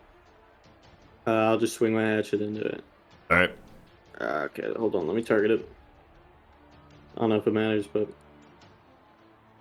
Now, as you guys are doing this, you guys start hearing a rattling on the main cage back from where you guys had entered. You notice that as soon as you like kind of start beating up these, as those will hit good damage, you notice that the tamer from which you saw before immediately starts running down. He starts banging on the gates as he starts motioning to the guard. Go on. that's my turn. That's all of my actions. All right, 9 damage. Cool. On to you, Pascal. All right. Okay. Now, question is, do I want to be stupid and try and finish it off, or do I, take the sensible action and run away? Trick question. It was decided. It's already been decided. I'm doing the stupid thing. I wanna try hit it, Hit it. and I'm just gonna try and stab it with the rapier as payback. So that's +2, and bam. That hits. Yes, I'm going to stab it. Ooh, you stab it damage. really well as you see it sinks in and blood just starts squirting out all over you as the rapier just kind of... But I'm not done. And then as my rapier kind of goes through its body, I use the momentum kind of spin around in like my heel, and then use the momentum and transfer it to my dagger as I go for a slash. And it's still flat-footed, so that's +2. And bam. Oh, god damn it. Sadly, Yeah, I completely fumble. you fumble it. As you do so, though, you're still alive. Barnabas. Time to peck this thing to death, hopefully. All right, Pascal, did you have one more action? No, because I had a stride. Okay, sorry. Oh, yeah. That's a crit. Oh, no way. Let's go. Mm. Oh, look at them dice. As you slam into this, you immediately feel part of its vertebrae kind of snap as it kind of lumbers back, weakened from not only the fighting that it had previously taken with Nug, but also the beating that it's been taking now. You see it fall, all paws sprawled out, and falls dead. As you see it, you notice the tamer, with the chains still up, comes running in. You see him stand in the middle. You are told me so, there's not that strong. And he starts looking right at Raim deep into the crowd. You have killed my beasts. You killed all of them. You are not worthy. You see him start pulling his whip out, and he goes to attack you. As soon as he does, Pascal, you see immediately from the crowd, Raim jump down. As he does so, you see him start making his way right towards you all. He does very quickly. And in a, why is it pulling that one? There we go. As he does so, he makes his way to about 15 to 30 feet away. You see him connect with his whip that he pulls from his waistband and, like catching it mid-air, snag the opposing Beastmaster's whip. As he does so, he says, You have made a great atrocity. You forfeit your beasts. You forfeit your fights. He looks at him. You cannot do this! They have killed. You told me they would be weak. You told me that they would not be able to take them. I have lost years of my comrades. You see him turn and look at his leopards now, almost in a very pissed off manner. He turns and once more goes for a bow and turns to try and shoot it right at you, Kiki. You see Raim move very quickly and punch him right in the abdomen, doing so almost alleviating all of the air. I said, you are done. You see him drop. Raim looks over the crowd and motions them to quiet down. We have had the rules broken. That cannot be. We know that the family of the Langruds, they shall go on. Today too, they shall face the opposing family. You see now banners as they, as you hear the Beastmaster, this is fucking bullshit. He just keeps under his voice, very pissed off. You see these banners drop of the Lorabors. Their 4 fighters have won all of their fights. The other families have all lost. We shall see who shall take the election in the arena of the Colosseum at least. Tomorrow, you see him forcefully start dragging away Raim as he makes his way out of the arena. You guys make your way down towards the underground Colosseum where you met with Ulamir and Theseus, where you meet as you are all escorted out and brought to where you once were. You walk down the corridor, darkened once again. And before you guys make your way back to the actual area, while you're walking down this tunnel in complete darkness almost, you all just kind of gather your breath for a moment. You lived. And now with rules being broke, things are now changing. You do not have to go through the rest of this course of the next 2 to 3 little bouts of fights. You don't even have to fight the Tamer, as he has just dishonorably gone in and broke the rules. After a few moments, you make your way down the tunnel. Is there anything you wish to do while making your way down the tunnel before you make it back to the actual location where you will meet Ulamir and Theseus, or where you met him before? Yeah. Jesus, Snug. You almost died out there, I'd say. Do you... I mean, if we do still have to do that underground fight, do you still want to do that? I think Barnabas got me, dog. I'll be fine. Coughs blood. You are a specimen. Very much. All right. Well, wasn't anyone else kind of unsettled by the Beastmaster caring for some animals and actual human beings, or is that just me? Jesus Christ, Barnabas heals for a shitload. Yeah, Barnabas is bringing holy in the fuck. meds. He's bringing it in. Shit! Where did he get the heals meds from? He heals more than like spellcasters in D&D. Where did you get those? It's what he does. If a healer's kit, and I'm good at what I do. And that's like, I think he's battle medicine. He could have done that like his one action or something. So, How many times can you do that? I can do it like In combat, a certain amount. in combat. I can only do it on one person once an hour. But out of combat, I think I can do it like once every hour. I think. I was just saying. How is the hour on like you can only do it an hour, or is it you can only do it to that person? I can only do it to that person. Okay, so you can heal Pascal too. Yeah. Barnabas, I come to you again for for my well-being. My brotherly love. 19. Oh my god. That isn't a critical success. But Now, as you guys make your way out of the tunnel, you start patching each other up. You start kind of camaraderie in your success, winning on a high of this victory. You take a moment, you exit, and then you're brought to where you were once before.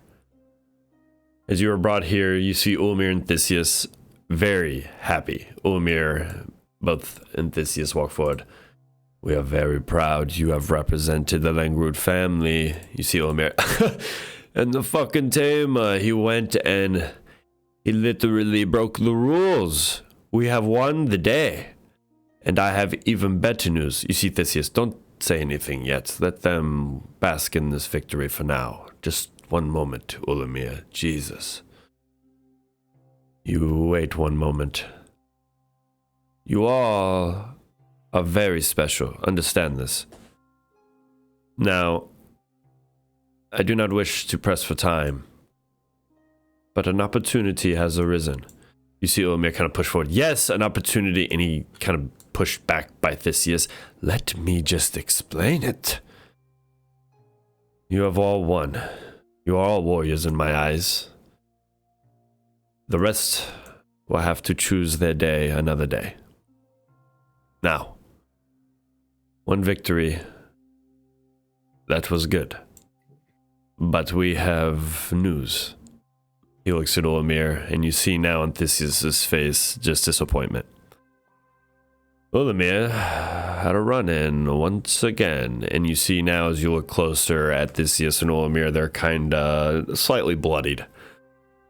We ran into some of the lower boys as we were watching the games, and let's just say that didn't go too well.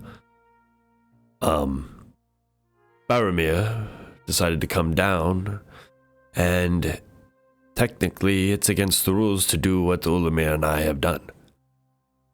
So, instead of losing our nobility and embarrassing us in front of the Colosseum after such a great victory and totally smudging your great, show you put on,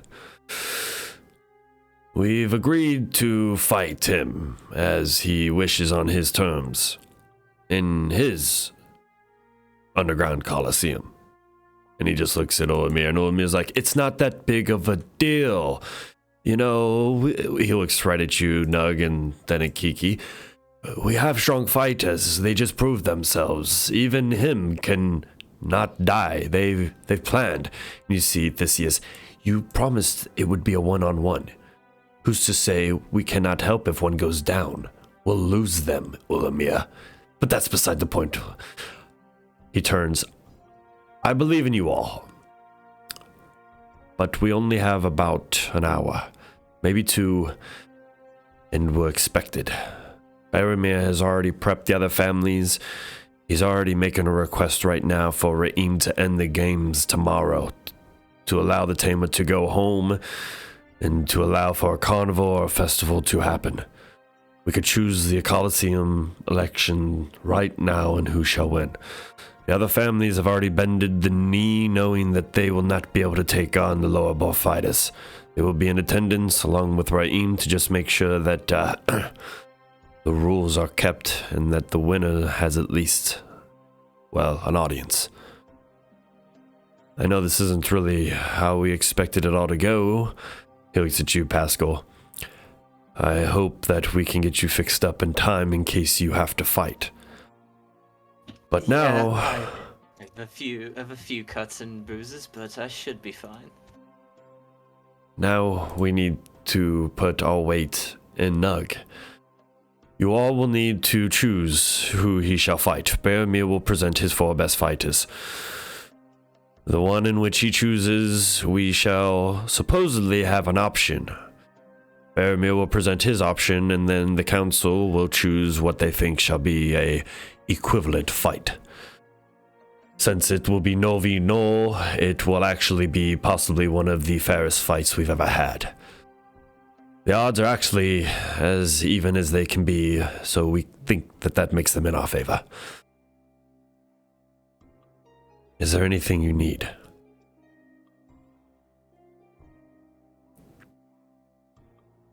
Well, I mean, if I could get if I had to describe my health right now on a scale of 1 to 46, I need 10-ish more to feel good for the fight, you know?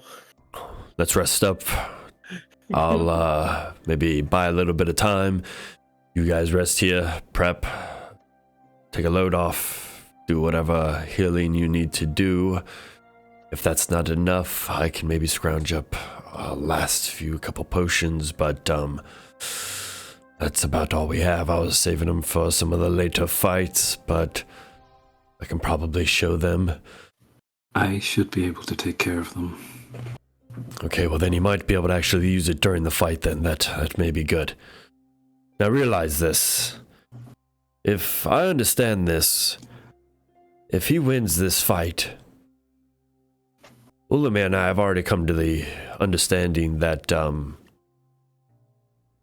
we will grant you your freedom. Today's victory, already putting our name and saving us from the embarrassment that Ulamir has already shed, slaying blood, where breaking the rules, we return that favor. If you are able to walk into not only the lower boar's underground fighting pit and take his best fighter out, and also reclaim us as now the new claimed family of the garden, that is all we could have ever asked for. We will immediately grant your freedom. But you must win. If you fall, Nug, we must have another one stand. The fight must continue until no fighters go on. There are 4 of you and 4 of them. Some of them are weakened, we believe, from their fights earlier, and that is all we know. Now, they are strong fighters. Prepare yourselves. I'll go make further preparations. You see him go next with Ulamir. They prep themselves, and then they make way out. You guys gather yourselves. Barnabas, you have time to heal up. Nug, is there any preparations or anything you wish to do before your final fight? Besides somehow getting 9 HP? Nah. Okay. Anybody else? Would I be able to try and find maybe a short bow somewhere? Or in a coliseum? It could be one. What are you looking for? Short bow. Yeah, you could definitely ask for a short bow. Yes. You can add that actually. Ulamir would definitely be able to get that for you before this fight. Right, just a nice. basic short bow, yep. What does short resting give you in Pathfinder? It doesn't exist. Yeah, it's not I think Starfinder. I think it gives you focus or whatever. Yeah. Focus people. Yeah. And I'm getting your short bow here. You have now a short bow, Pascal. Fantastic. Let me get you a few arrows. Right, yeah, a bit of range could do wonders for me. Well, I'm not very too confident on one-on-one fights, so I may, if anyone has any bright ideas. I mean, if the arena's this small, Pocket stand. I mean, I guess with the bow that small, it wouldn't really matter. I don't know. I feel like, man, if we try to do anything tricky, we risk screwing the whole thing up for ourselves. The thing, you know? This is for Pascal. Oh, thank you. All right, you have a few arrows and you have a short bow. Whoa. Yeah, I think that heals me to max. I'm pretty sure. That was very lucky. And if just nearly. if anyone wants to hold my patient, I know I feel fine, honestly.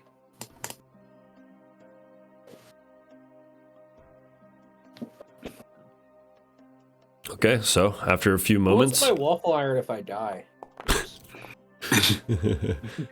as you're saying that, you hear on the door as you once more hear the chain open, and this time you see Imal. Welcome. Good fight.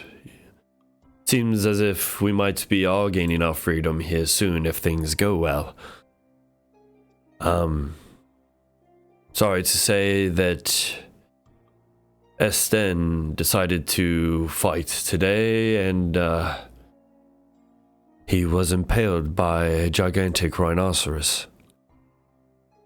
He was going to be the one that we were going to have fight instead, but I'm glad you all made it through. You are strong warriors indeed.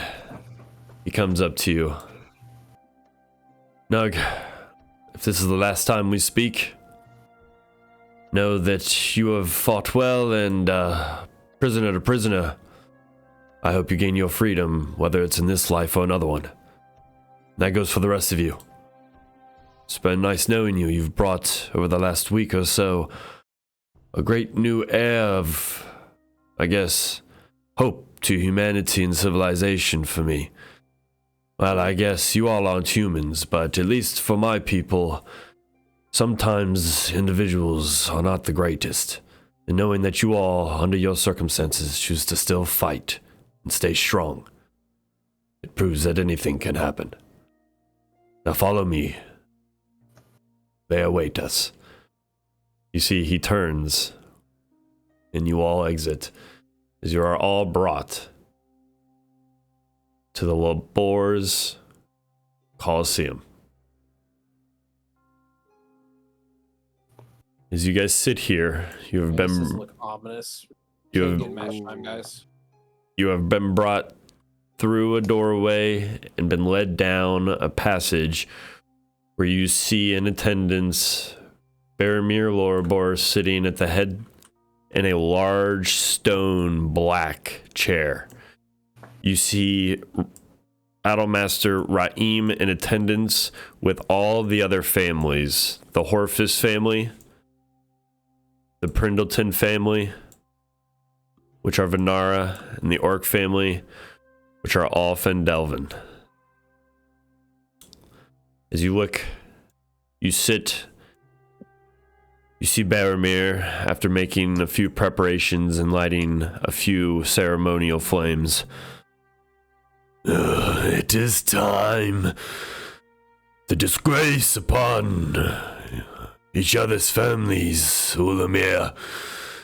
It is time for it to come to a stop over the past year, and time hoping for the power of the switch. We shall fight, and we shall let the families, along with Raim, watch over. One fight to the death. Or we can fight all four if you wish. Now, let the council choose the fighters. You see Raim stand and under a very quiet crowd. We have decided that the family shall choose their prize fighter, and then the council shall vote on what they think shall be a equivalent fight. The Langoot family and the Lowerbow family have all chosen. You see Ulmir stand. We have chosen to, and he points over, motioning to you, Nug. He is our Noah fighter, strong and worthy. He has proven to crush beasts and be strong enough to upheave them within the arena. He kind of motions over to the Lowerboars and spits on one of the actual stones. You see Boromir just sneer at him. You better hope you walk out of here alive, Ulmir. You see Ulmir. He shall win his fight today. And if not, we have 3 more strong, worthy opponents in which I fear not against yours. You see, Boromir, my fighters, they're all strong in many different ways. But, and you see he motions one with a quick finger. We have Cain. He is our strongest, our most reputable fighter. We request he show us how to support our family. You notice that the family immediately starts turning around and looking. There goes murmurs. Raim stands. Is this a fair bout, council? You see many of the council members stare around and deliberating. You see Theseus lean in to Barnabas.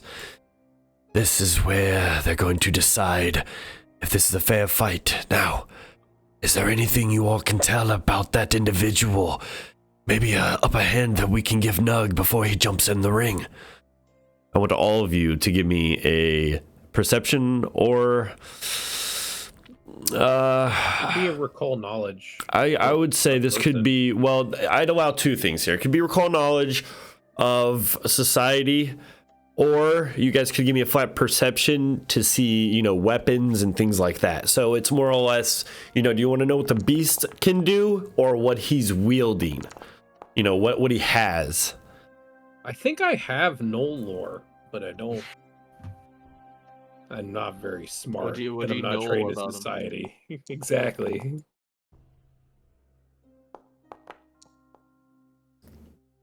Yeah. Okay, so cross-looking, Barnabas, you are the only one that notices this. You notice that there's a small short bow that he has on his back, and other than that, you don't really notice anything else. And then you look a little bit closer, and you see that he very much so, like some of you, have hand wraps of mighty blows. You take a look at them and you immediately notice this. You also notice that he is wearing very thick armor. You see that it is what looks like a chainmail or some equivalent that is very thick, almost changed in some way, like you've never seen before. And this dude is jacked. I mean, shredded. Equivalently in same size almost to Nug, but very much both of them, their statures are insane. You look at them, and the most concerning thing would be the hand wraps. All right, what does everyone see? I think we change it to the guy with the blue eyes. He looks like a pushover. As you say that, this is like, yeah, maybe we should offer a different... Can you hear me? We can now. Okay. My whole shit just like fucking went down and up. Did it go down again? No, you're good. We can hear you, yeah. Okay. Are you good? Were you going to say something, or are you just making sure you're here? I heard. Yeah, I heard Okay. I heard everything that happened. It was just like you guys couldn't hear me, and my Foundry refreshed. Oh, It's it's probably weird. just like a glitch, probably. All right. So yeah, all he said was this, if anybody notices anything. He has similar hand wraps to the ones we possess. And he, So you're saying I should rip off his arms? if you're able to. He also has rather thick armor, and he's well built under it. He's not to be taken lightly. Well, I have an idea. Considering our past fights, a lot of us require another person to help us out. For example, Barbanus heals, or he mends wounds, and Nug grapples people to the ground. What if, would it be a crazy idea to offer a 2-on-2 fight? I'm down either way. It's if they'd be down for a 2v2, that could be fun. That's double the people I can maul at once. What do you guys think? Did you want to fight? Oh, right now, probably not. Not. Okay, so you're saying I fight? Yeah. If you think it'd be better, I trust the bird brain. Not derogatory. Actually, you're very much smarter than me, I think. Sure. I could fight. That's up to them, though. I don't think we have a say. I don't care either way. If I'm being Right, real. I'm just gonna go over to Ulamir, and I'm just gonna whisper this idea in his ear. You do so. I'll offer it up. We'll see what the cocksucker says. He kind of stands up. Hey, Baromir! He kind of, yeah. What do you think of, maybe adding in another fighter? Baromir just taps. I don't see a problem if everyone else doesn't have one. What about a 2v2 bout? Does anybody have an opposition to that? You hear murmurings. And then you hear Raheem. It might dissuade the balance of a proper fight, but if the council thinks that it's okay, then we could see to it. Now we shall see what the crowd thinks. That's a nah, dog. They look around. No, the bout needs to be an even one. Keep it ceremonial and sacred. Ah, good damn it. Ulamir looks once again. He looks at you.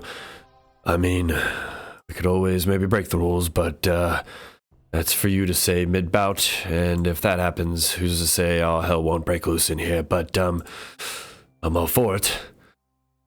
He leans in. All right, Nug. Get ready.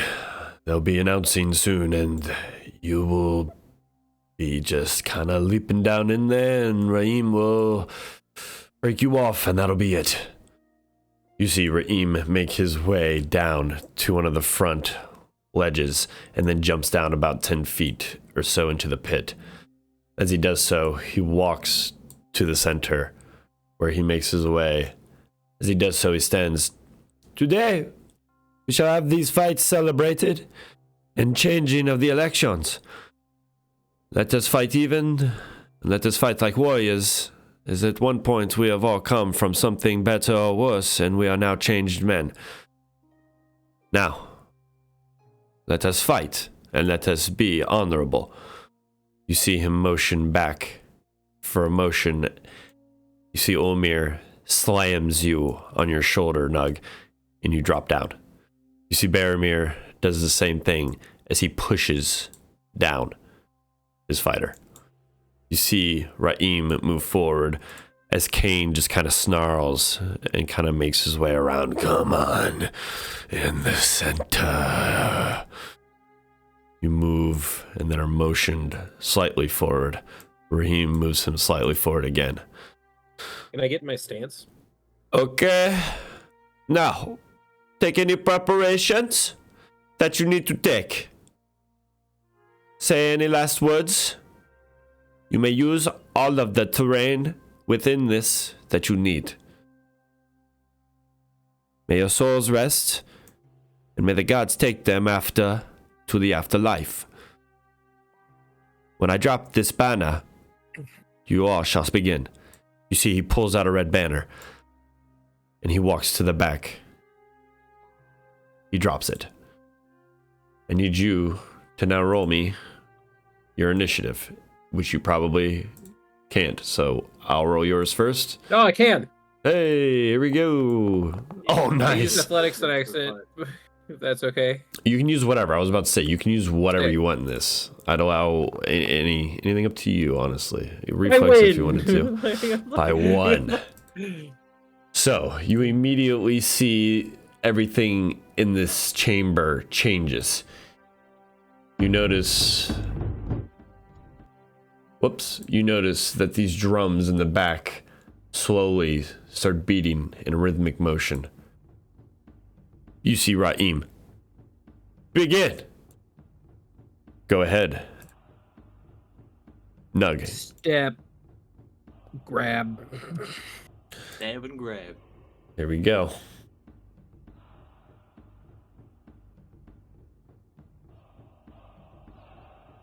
Whammies.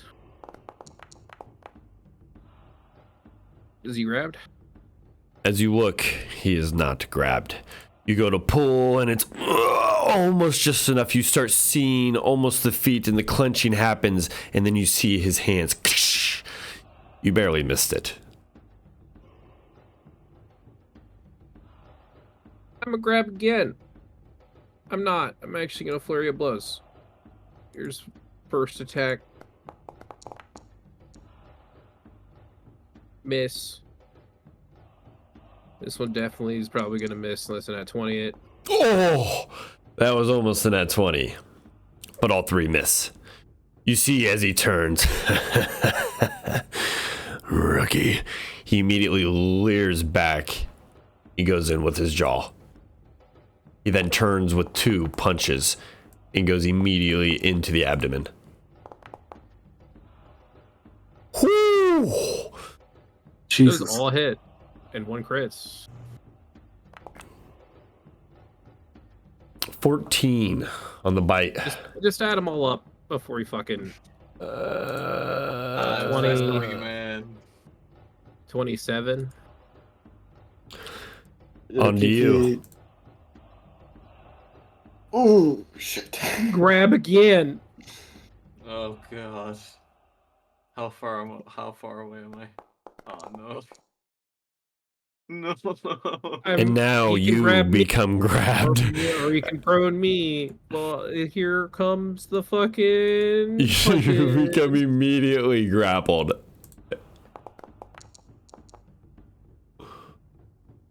And you miss.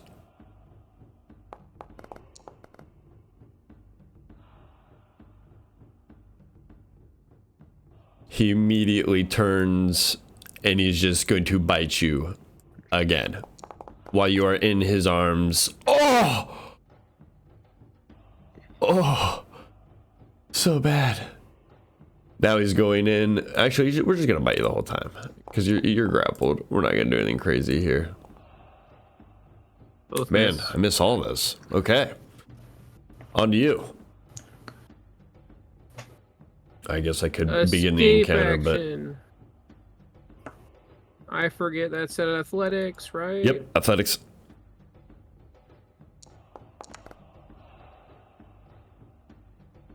Does that successfully escape? It does not. Why is his modifier higher than mine? Escape again. You need a 21. Oh wait, I'm +2 to escaping because I'm a wrestler. I'm an idiot. I don't need to do it twice. Okay, so you're good on the first one. All right, so then your grab breaks. The second one will just be a grab. Does 21 grab? Yes, 21 grabs. So now grabs. he turned the tables, so you immediately grab him. Now he's getting flurry of blows. And I fucking can't fucking hit him for shit. Period, dog. It's pretty bad for me. Fucking 18 doesn't fucking hit. Nope. Barely misses. Barely. Now it's his turn. As he is going to slam into you. Actually, you know what? No, he's going to go for the escape. Since we're doing that kind of fight. He does it. No. You know what? We're going to try again.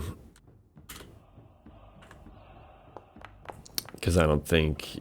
And we're out. Does escape count as an attack? Is it attack though? Because if it does, that's -5 to it anyway. Right, And but he's good. You're not 20 dead. He's out. He critically succeeds, so you get free and removed from the grab, and you can move up to 5 feet right now. All right. We're not gonna move. We're just gonna beat your ass, and we're just gonna do it with the fists. First one, second one. Yeah, We're missing. Yep. Wait, did you escape? You escaped twice though. Or did you Oh, get it's two only attacks? one. What doesn't matter. They missed. Sorry. Yep. Miscalculated my attacks. I'm just rolling, baby. We're moving. Grabbing him again. We're just back and forth. You see everybody just oh yeah, that is he a crit? crit. Is that crit? Yeah. Or no, Oh, that's he's not the crit. No, shrink. it's not crit. It's a 21. You need Okay, it. I want you to know that like I know. you have his DC so High high enough that you it's can't crit him. impossible- Yes. It's impossible for me unless I crit. Yep. Jesus, it's close. Oh, well, no, it's not close, I guess. But it might be close. First attack. I mean, He's it's- still grab though. Yep. He just can't roll to hit. Here's my flurry of blows. And nothing happens. He's still grabbed though. Still grabbed. You have to. I am. I got it. Yeah. We're going back into it. It's just you know what? We're gonna escape. We're just going over back and forth here. And then if not, nope, I'm gonna attack you. Fuck this. Fuck this. I can't out wrestle you. And this guy would understand that. He would understand that he's not gonna out strong you, even though that Me hits. beats. Come on. Ooh. Oh no, don't take that damage. That's wrong. I accidentally rolled crit. Reroll it. Oh, it's perfect anyway. 7. On to you. Why? Could I fucking grapple him while he's grappled to try to fucking restrain him? No. That's an To- option. To like increase it. Yeah. In case he Up the crits. stage. Yeah, you Yeah. could do it again.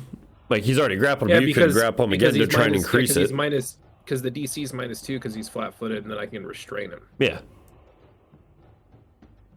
and then he can't do anything. But I'm gonna hit him because that's like no fucking. Here's the first attack. How bloody is the 21 hits. That hits. Here's the second attack. Fucking misses. No, has he Here's the hit? flurry of blows. You just did.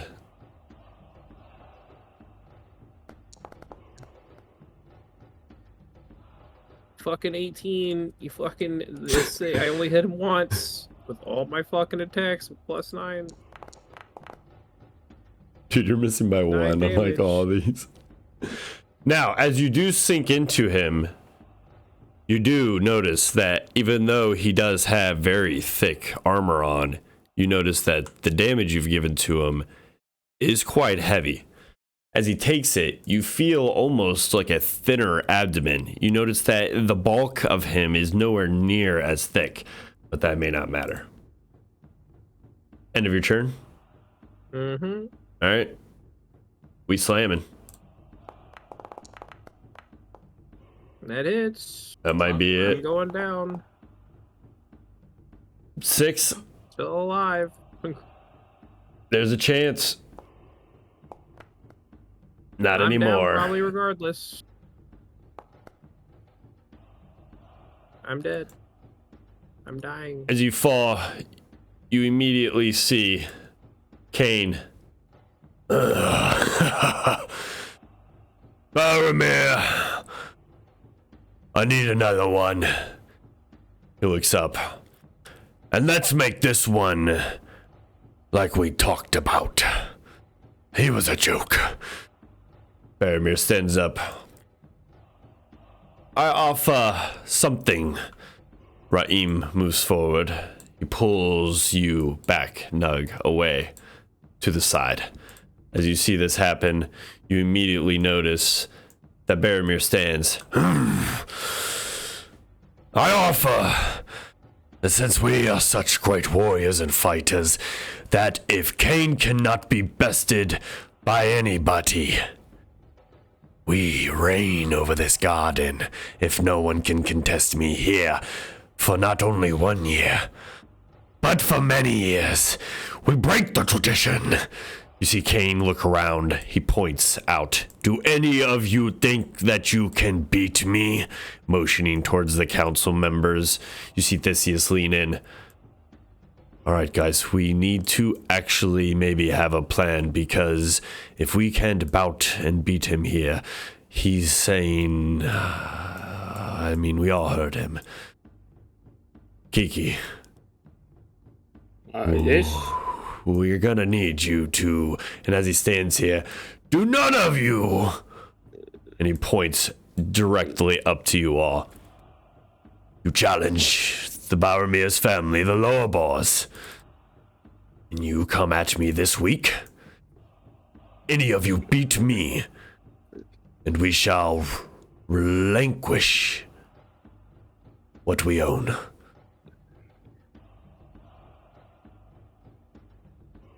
Boromir looks forward.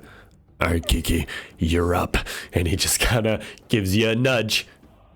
All right. I'll take you up on your challenge. I want to hunt prey. Yeah, that's fine. As you see Raim walking forward up from the dying body of Nug.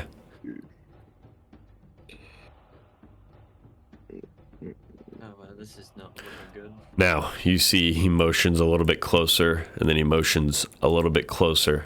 As this happens, go ahead. Can I just like sort of under my breath tell him I'm gonna gut you like a fish? And can I try to demoralize him right 100%. Yeah, you it hasn't started. Yeah. Okay, let me read this real quick. Intimidation. Okay.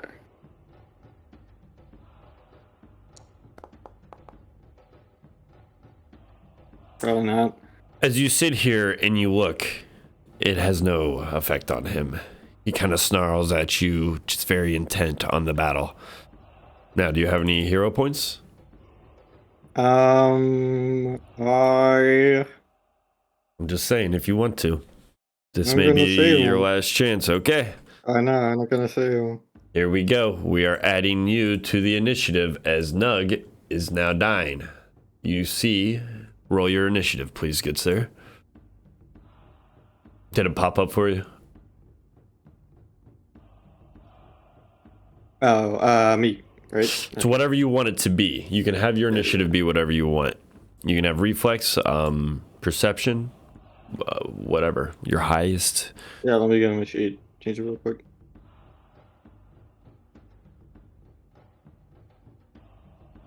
Raim motions forward. You do not beat it.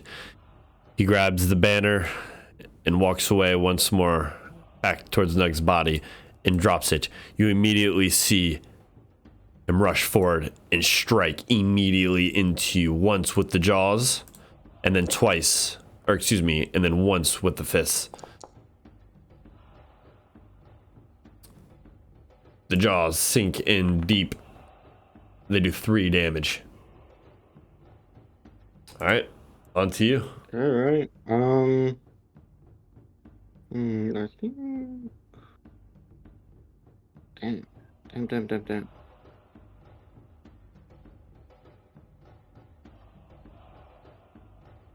Okay. Just looking at what I got. No, you're fine.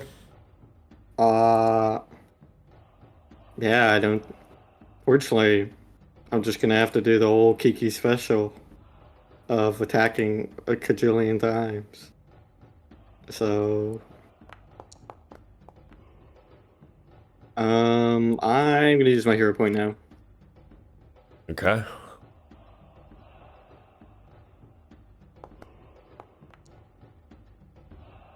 Oh yeah. Okay.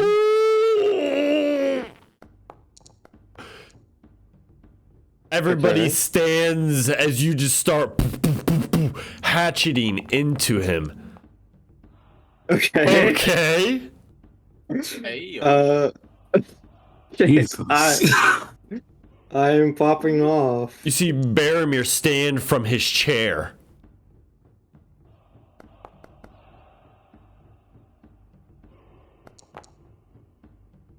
$25.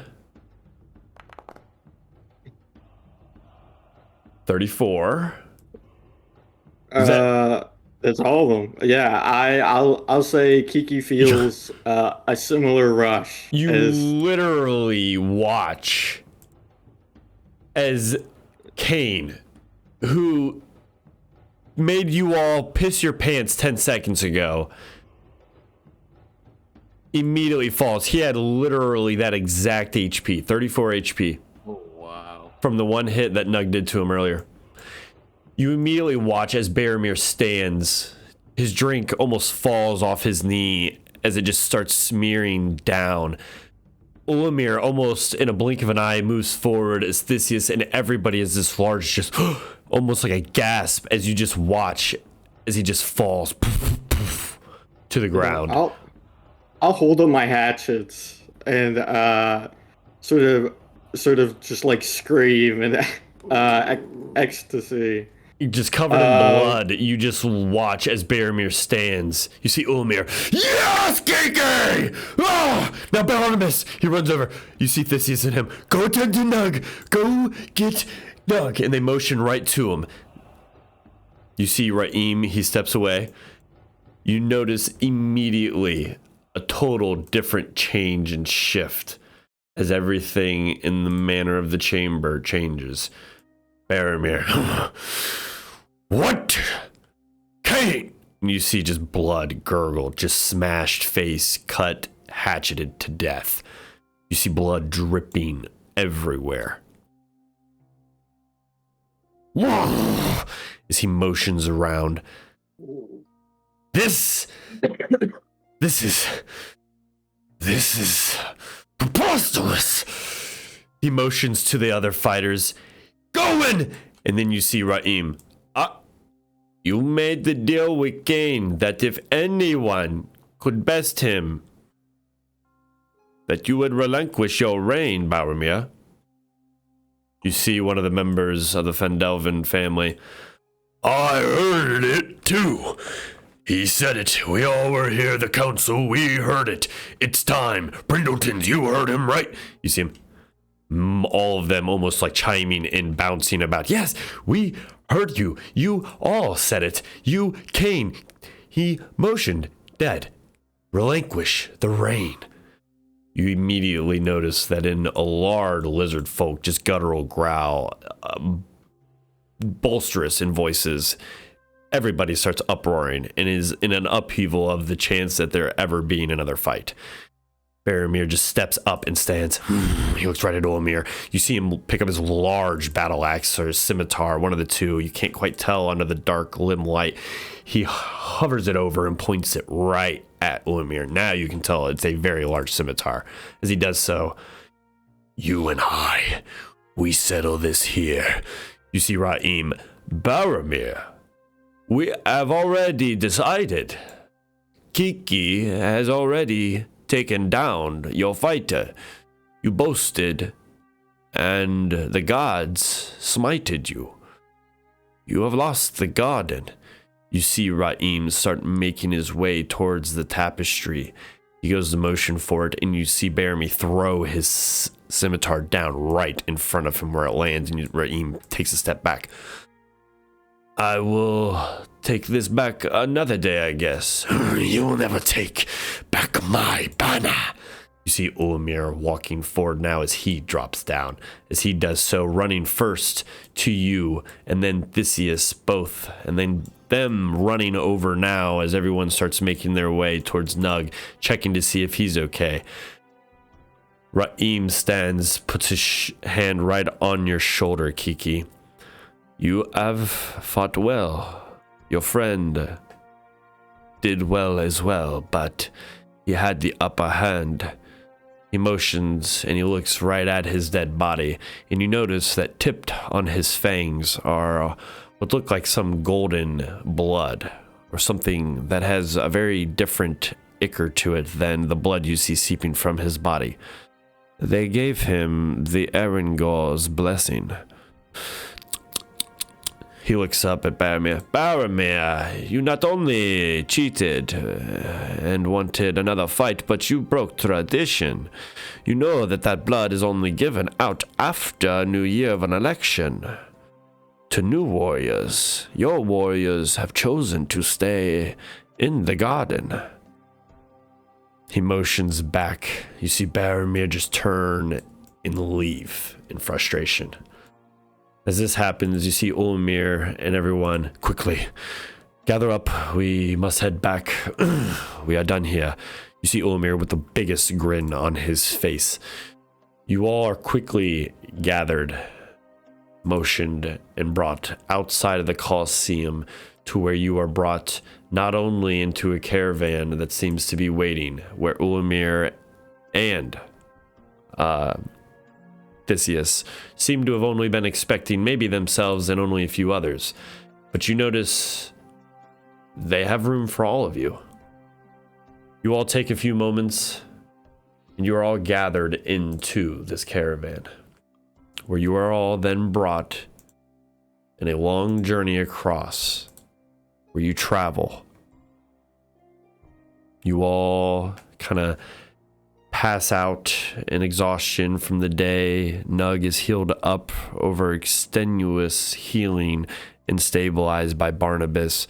And you notice as you leave the city from the Colosseum that you are somewhat chased in a way from sour losers of Loraboros.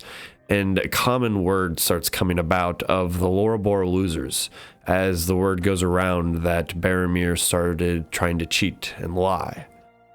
You make your way back to the noble housing, where a final meal is prepared. You all finally sit, you take a moment, and you are all prepared with one more meal. This time, not in chains. This time, not as anyone else other than equals. You see nobody other than Theseus, Lavette, and Ulmir standing as you are all brought back to the manor in which you had so many dinners before. You sit, and as you do so, you look about. As you all stand here, you wait a moment. You take a second, and you feast over the great food that you've had. You reconcile over the many fights and bouts. You then look around, and is there anything you all wish to say to each other in the last few moments of this kind of short campaign, before I kind of take us out with the, I guess, ending of your guys' story?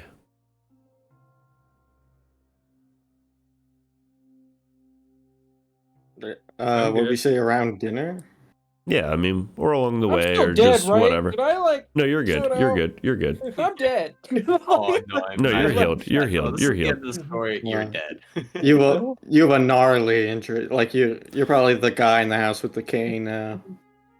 You have battle scars, but Barnabas healed you up on the 3-day travel back.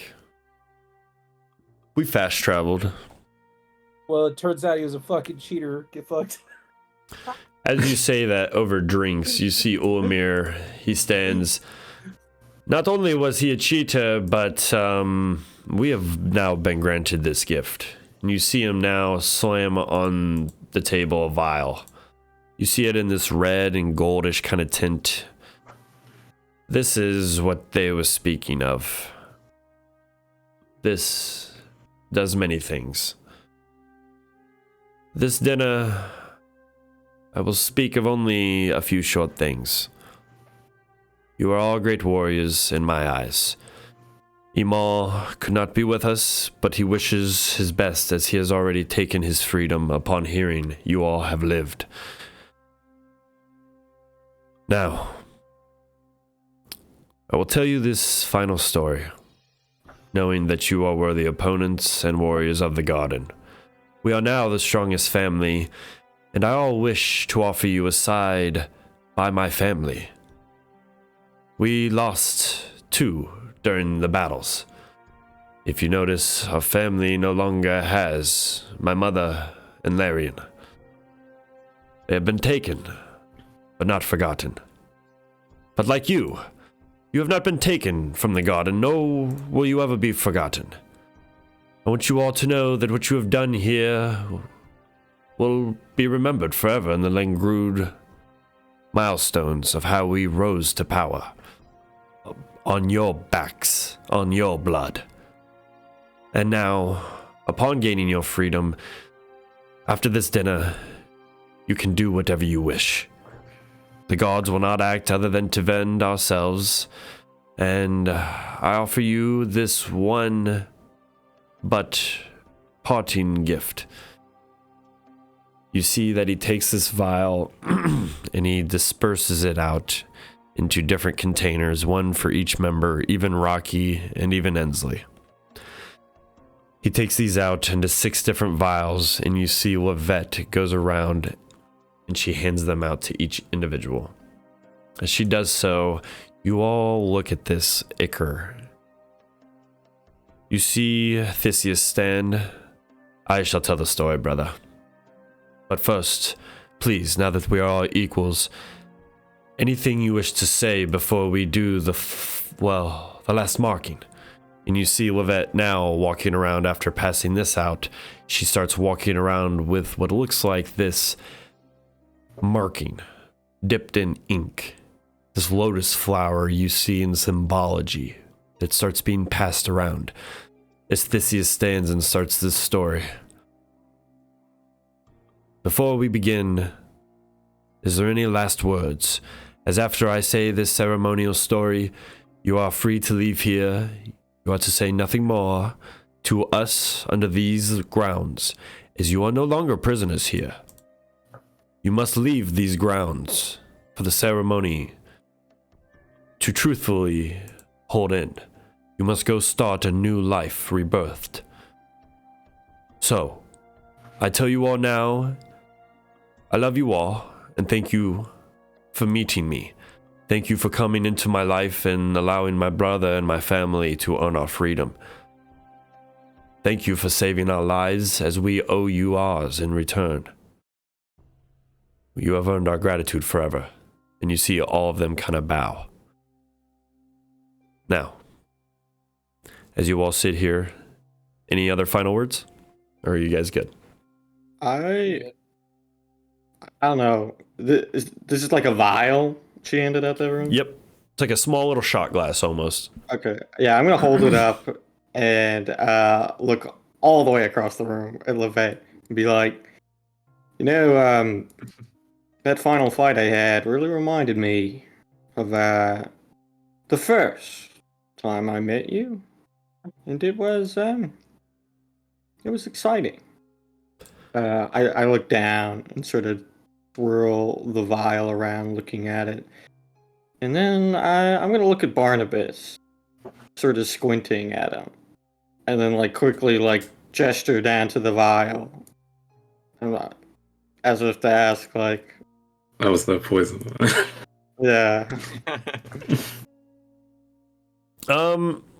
At first glance, you don't think so. And now them kind of seeing as you say this, you see Theseus. I'll explain what it is in a moment, but I cannot start until I know that what we have said is done. For the ceremony is sacred to us, and for all in the garden. We have completed dinner, and after this story is told, we are done here. We will open the doors and you are free to leave. Nothing is to be said to us. You see Levette move forward. Kiki, come see me after this is all done. I promise you, we can speak after. More will be known, and I hope that you come and seek me. Find me in a day or two. Jesus, sorry, I said Jesus. It's the guy I met in the Colosseum. Long story. Theseus motions. If there's nothing else, you see him motion to the back, pulls a book from a tome, and then sits it on the table. He then takes a seat. Last call. Any final words? Well, there is one thing. I have something to admit. When I first came to this place, I despised it. I hated it more than anything. But over these past few times, I've grown quite attached to it. And as Imal has left, I assume his position goes unfilled. Would I be correct? It does. I would love to take up the mantle of Iman and show the kindness that we were showed and become the new trainer of fighters for this next generation. You see Ulmir step forward. And we would love to have you aboard. We can make room for you and anyone you also deem worthy. Oh, that's an option? Of course. Oh, I'd like to open a dojo if you guys would have me. He looks at Theseus and they kind of look back. I'm sure we could incorporate your fighting style as I do not train it. He looks around the room. All of you could come back. Just understand that you must leave these grounds. You can never come back under the presumptions of being a prisoner or a slave ever again here. You must come back as equals. But you must leave to cleanse the grounds. I'm gonna see what the drugs do first. Sorry, Barnabas? You had something to say? I raise my shot glass as well.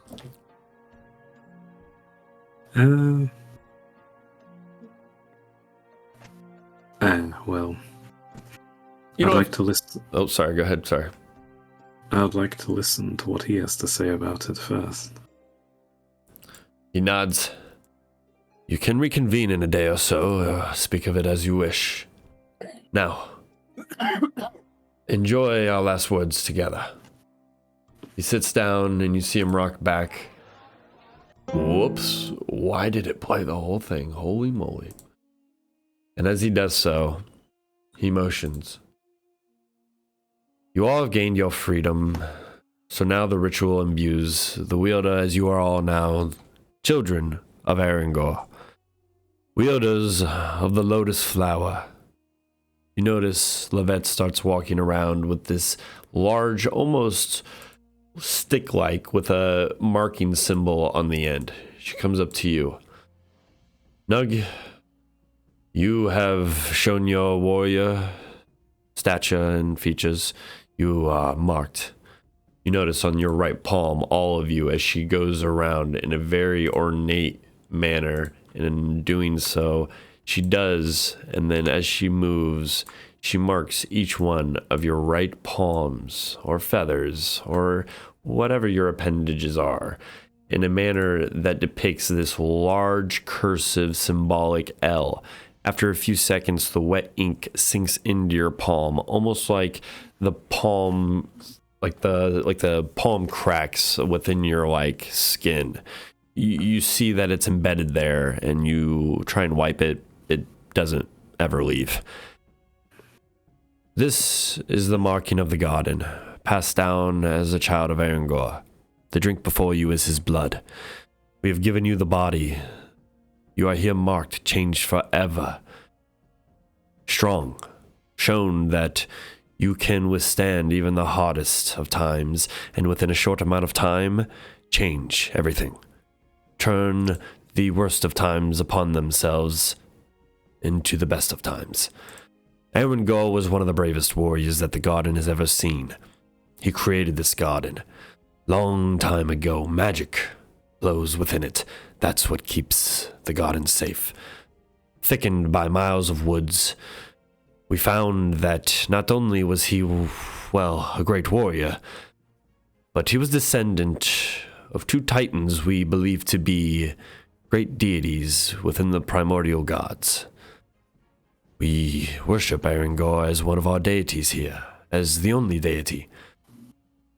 We hear when you gain the power of, well, the garden and become the noble family, you gain access to the blood. Now, that blood right there, there's only so much. We distill it down and, well, we somewhat augment it, but all that is needed is a drop. And let us say that there is an almost endless amount that keeps forming in the basin of where Arangor sleeps. We offer this, as this is all we have, to each one of you. We will not drink this, as we are unpure. We are here to live, born, gathered. We are not warriors, nowhere near as strong as you. We know that you, in time, can grow. We are at our peak. We see potential in you, though. If you drink this, the power that may be unbirthed in you, I cannot understand. I cannot even tell you what may happen. Whether or not you drink this is completely up to you. It is not something you have to do. It is just purely by choice. But once this ritual is done, it is done. You are no longer part of the Lengrud family unless you choose to come back and work here under your own accord. You may choose to go, venture, adventure, do whatever you wish. And if you choose to come back here, I have many that you can get in contact with to further your adventuring quests if you choose to, say, stay in the garden for quite some time. And if you want to leave the garden, I can get you into a few individuals that can get you out of here safely as well. They can get you to a contact during an outpost in the desert. From there, your journey is up to you.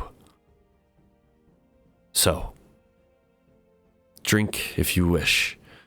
If not, know that we are forever indebted to all of your fates, and that I wish it was not called the Garden of Titans, and that I wish it was called friendship, as we are not just titans here, but we have all become friends, and that I wish blood did not need to be spilled for the prosper and gain, but that is the way. Now, go, brethrens, and enjoy your future and whatever may come. Stay safe, and let no one tell you that you are not a strong and formidable warrior. Your mark is bared forever. Show it to whoever may doubt you. You are truthful, you are noble, and you are powerful. You all take a moment, and you see the entirety of the Lengrud family in a very quick, swift motion get up, and they walk out of the doors. You see as they do so, they give a slight courteous nod and motion, and then they walk out. Levette, at last, she motions to you, Kiki. Come and see me one more time, if you wish. She leaves.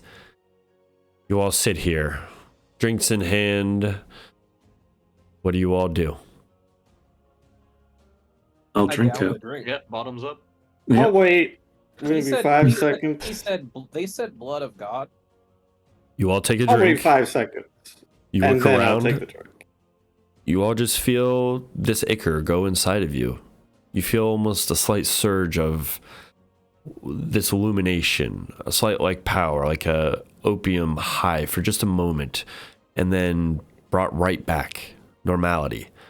Nothing changes, though you feel almost this heightened sense about you. You don't really know what has happened or feel that much different.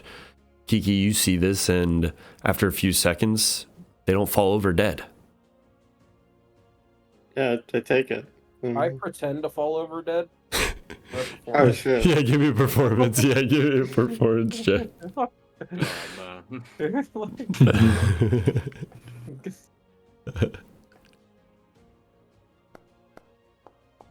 Oh. Almost in a glorious way, you slump over, but you crumble through some of the chairs and... No, I cackle too hard. Yeah. It's too funny.